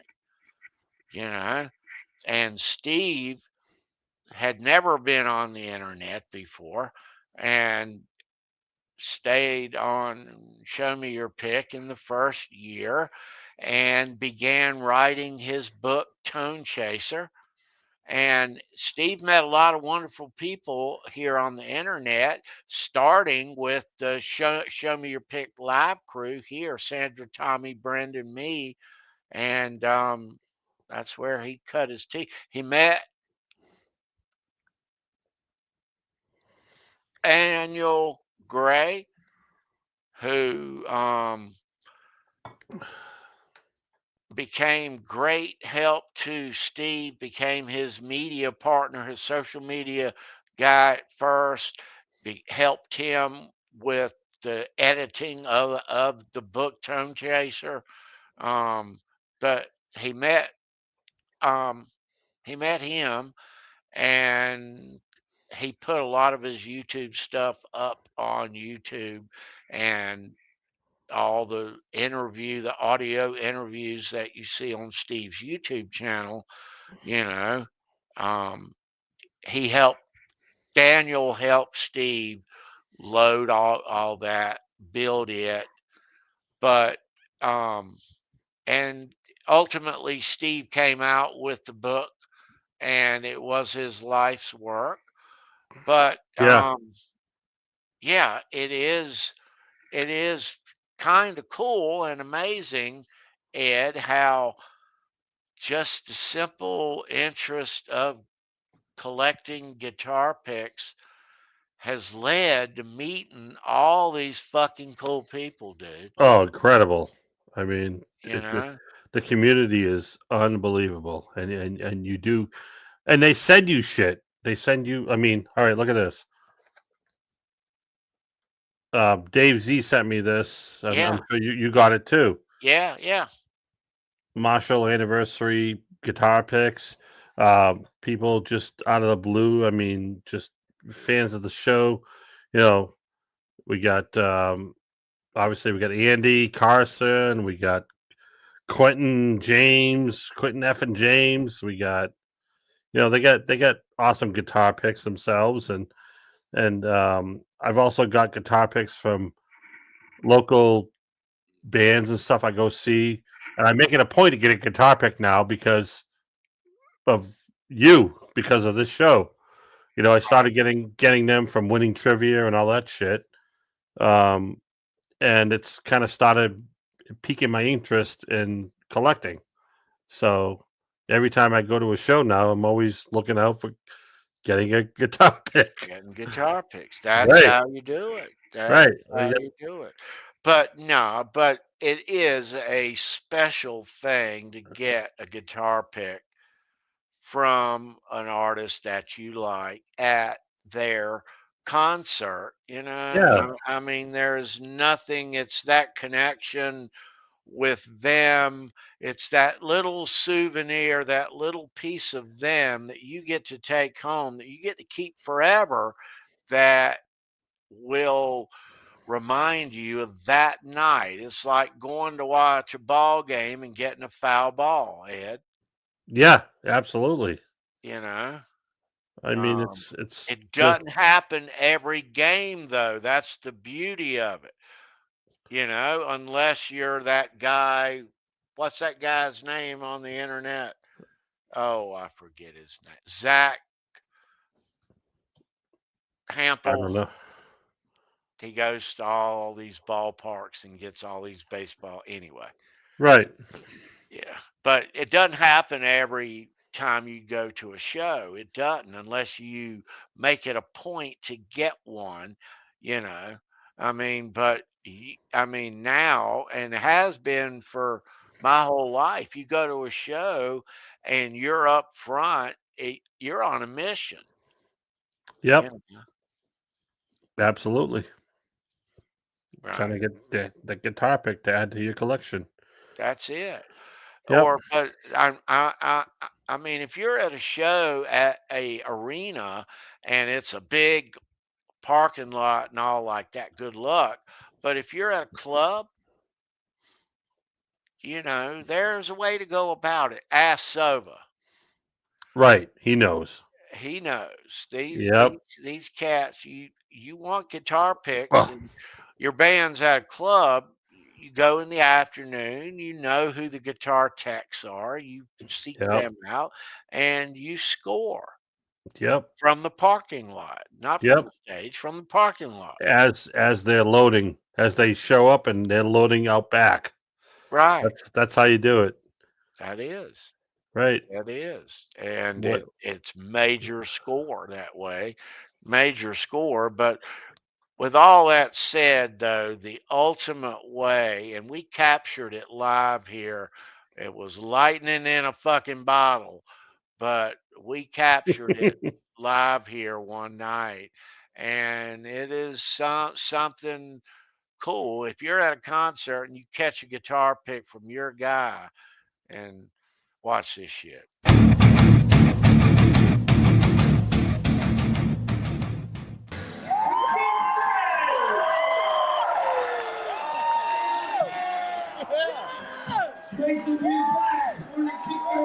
Score! Score!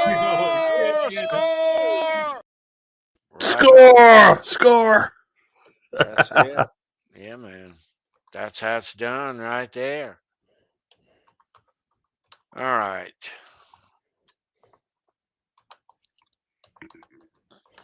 Ed, I'm going to hate to have to do this to you. Oh no! What? I'm going to hate to have to do this, but it'll be painless. I promise. Okay. All right. So, Ed, before we wind things down, I got to go to the bathroom. Oh no! I can't wait till the end of the show. So, I'm going to have to leave you. All right, the Edvis show. The Edvis show, you in the chat. Woo! All right, let's party. Ladies and gentlemen, I'll be right back. Edvis! Cool. Hurry up. Check it off. What's up, people in the chat? Hey, I just I wanted to ask everybody, what's the best guitar pick you ever got from whoever? I mean, I've gotten quite a few. Most of them are from, tribute bands and stuff locally. So, Nuno, nice. Did you get that live? Going to see him, Ben Tom?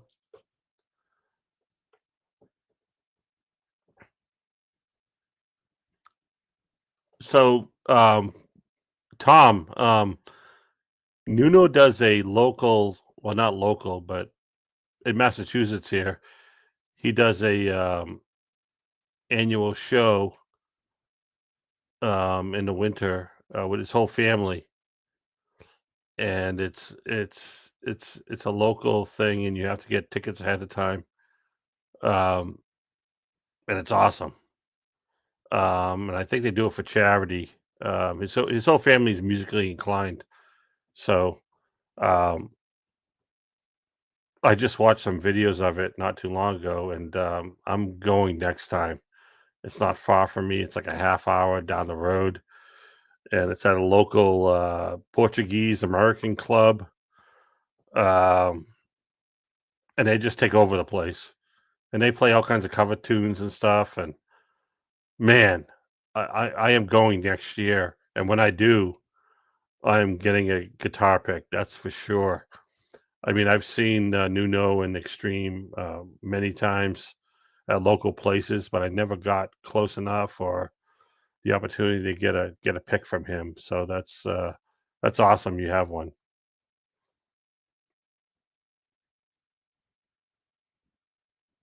Cool.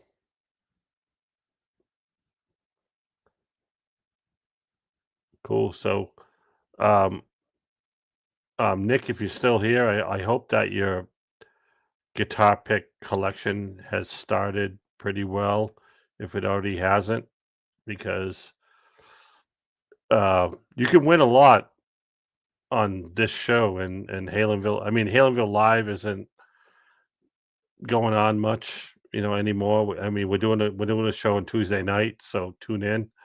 But because of the inactivity, with obviously the Van Halen crew, we're not doing many. But between Show Me Your Pick and Halenville Live, I've won so many picks, man. Beginning with the initial newbie package that Tony sent me, of everybody who was on the show. It was pretty awesome. And ever since then, it's been cool. It's been really cool to get picks from everybody and to get my own pick, even though I don't play guitar, to get my own pick made by Legend Picks. The guy's incredible. And for Tony to give it out to everybody, it's pretty cool. So, like Tony said before, if you have a guitar pick and you want to promote something, go to a local show and just leave it in the bathroom or drop it on the floor. Somebody will pick it up. Right, Tony? That's right. I've left my guitar pick in more places than I can tell you. Yeah. I was just telling the crowd how, I didn't really have much of a guitar pick collection until I started winning on trivia. And then you gave me that initial package, Yeah. And it just took off from there. And every time I go to a local show or whatever, I try to get a guitar pick, and a lot of people they do the same thing now. It is cool going to shows. I'll carry a 100 guitar picks with me, show me your picks, and leave them everywhere. It's like a business card, Yeah. It's like handing out but you can leave them at the hot dog stand. I remember standing out in the concourse at the Shed in Charlotte, and me, Charles J. Turner, and his wife, and just there's the ladies' bathroom over here, and another door, and just chunking them into the ladies' bathroom in the door. Yeah. Oh man, that's funny. I was telling everybody how I used to win them all the time just by playing trivia and winning. And it was a lot of fun. And then you get them if you go to a local show and you see it doesn't have to be just a local band. I mean, you can go to small venues and see awesome bands now from the 80s and 90s that they're playing smaller venues now. So it's a little more intimate, so you can easily get guitar picks now. Right. A lot easier than the big stadium shows with his security everywhere and all that crap. Right. Then it becomes a real catch. If Right. you're, yeah, I mean, You have to really get up front and all that crap at a big stadium show. I mean, it's hard to do nowadays. yeah, I know, and expensive too. Yeah, very expensive. You know, um, Well, maybe a meet and greet, which is expensive as well. You could ask them, "Hey, you got a guitar pick?" During a meet and greet, but most likely they don't. But well, a lot of times they do during the meet and greets. well, you would hope so. They got them in their pocket, Yeah. but you got to ask. hmm You got to be bold and ask. That's it. Yep. All right, Ed. I think we're gonna wind things down for the evening. We're sitting right on a 3 hour show here. I hope Eric. I hope you guys had a good time tonight. I hope you liked hanging out. I hope you got some information that you can use in your guitar pick search. But if you know, the whole thing is when you search, if you're diligent, okay, you do come across these good deals because ultimately, for whatever reason or another, people need the money and they're going to end up listing the stuff that they hold precious because they need the money. And it is in every market of fluctuating stuff and, Oh yeah. rock memorabilia, sports memorabilia, you know, it, but there is things here that you can find useful. Um, Remember about the auctions, what I said, you find the ones that are not, don't appear to be popular. And it always helps when the person listing the stuff does not enter enough keywords in for it to be searchable good, like that. So they may not be complete in their all the words in their listing, but you see it with your eyes. You see what the fuck they're listing here, and hey, hey, hey, hey, what is this? Do you know what you got? I mean, the right thing to do, this is an item that costs hundreds of dollars. The right thing to do is email this guy and say, "Hey, dude, have you any idea what the market value of this is? Because you need to jack this price up a little bit and save yourself some money, bruh. Or you can just buy it." That's what I do. You just buy it. Yep. But they are all over the place. Um, but once you search this stuff and look for this stuff and seek this stuff, you will see what these market values are. And these market values of this stuff, Ed, it's not something that's written down anywhere. Right. It's not. It goes up and down, but you do know what these prices are baseline. You got to pay You know, attention. That's all. you do. I mean, but If you really want to get into it, you're right. right. But there are, I mean, obviously, a guitar pick that Kiss used on their final tour is not going to be worth as much as a guitar pick that Kiss used on their first tour. You know, Yep. so I mean, the the rarity and availability, you know, um, is there, but if you ever have any questions about an item or a price or anything involving the purchase of a piece of rock memorabilia, you are certainly welcome to reach out to me, and I will do my very best to steer you in the right direction. And yeah, so don't Yep. hesitate to do that. A lot of you do that already, but I'm happy to help you. I'm happy to grow your collection too. I'm happy to have been at least a little motivation and a helping hand in starting that at least. Um, so yeah, but here's the thing: you take a hobby like guitar pick collecting, and you put it on the internet, and that's why we're here. So the whole beauty of it, Ed, is we don't get to sit here under a microscope and just look at our darling guitar picks all night. We get to hang out and shoot the shit and have a drink and take a piss too.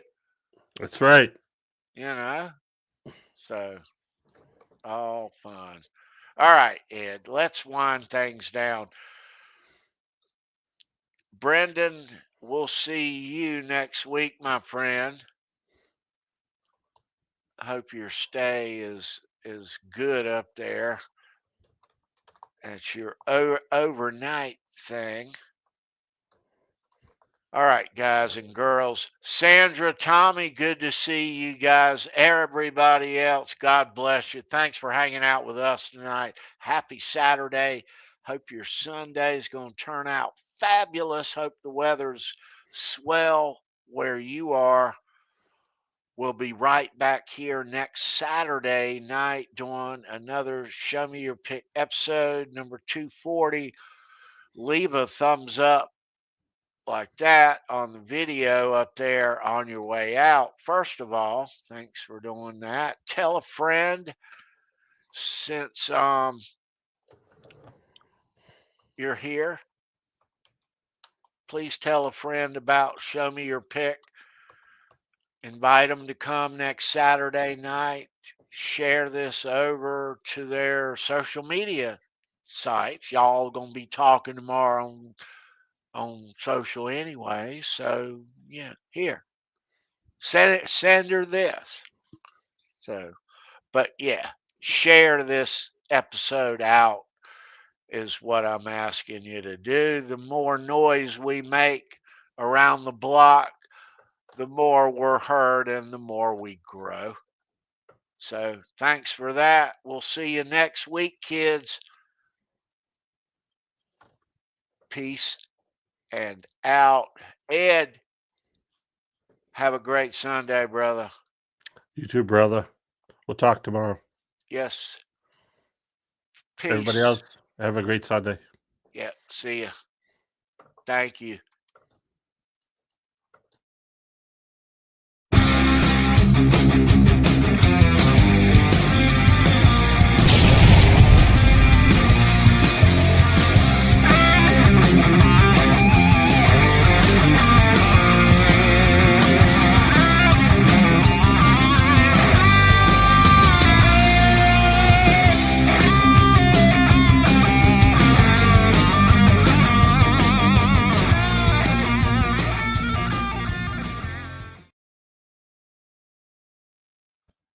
God, over 3 hours, Ed. Woo! Hey, don't forget, guys, Tuesday, Halenville Live. And we're going to be talking about David Lee Roth. Yes, we are. Yeah. We'll see you Tuesday. Yes, I am. Yeah. There we go.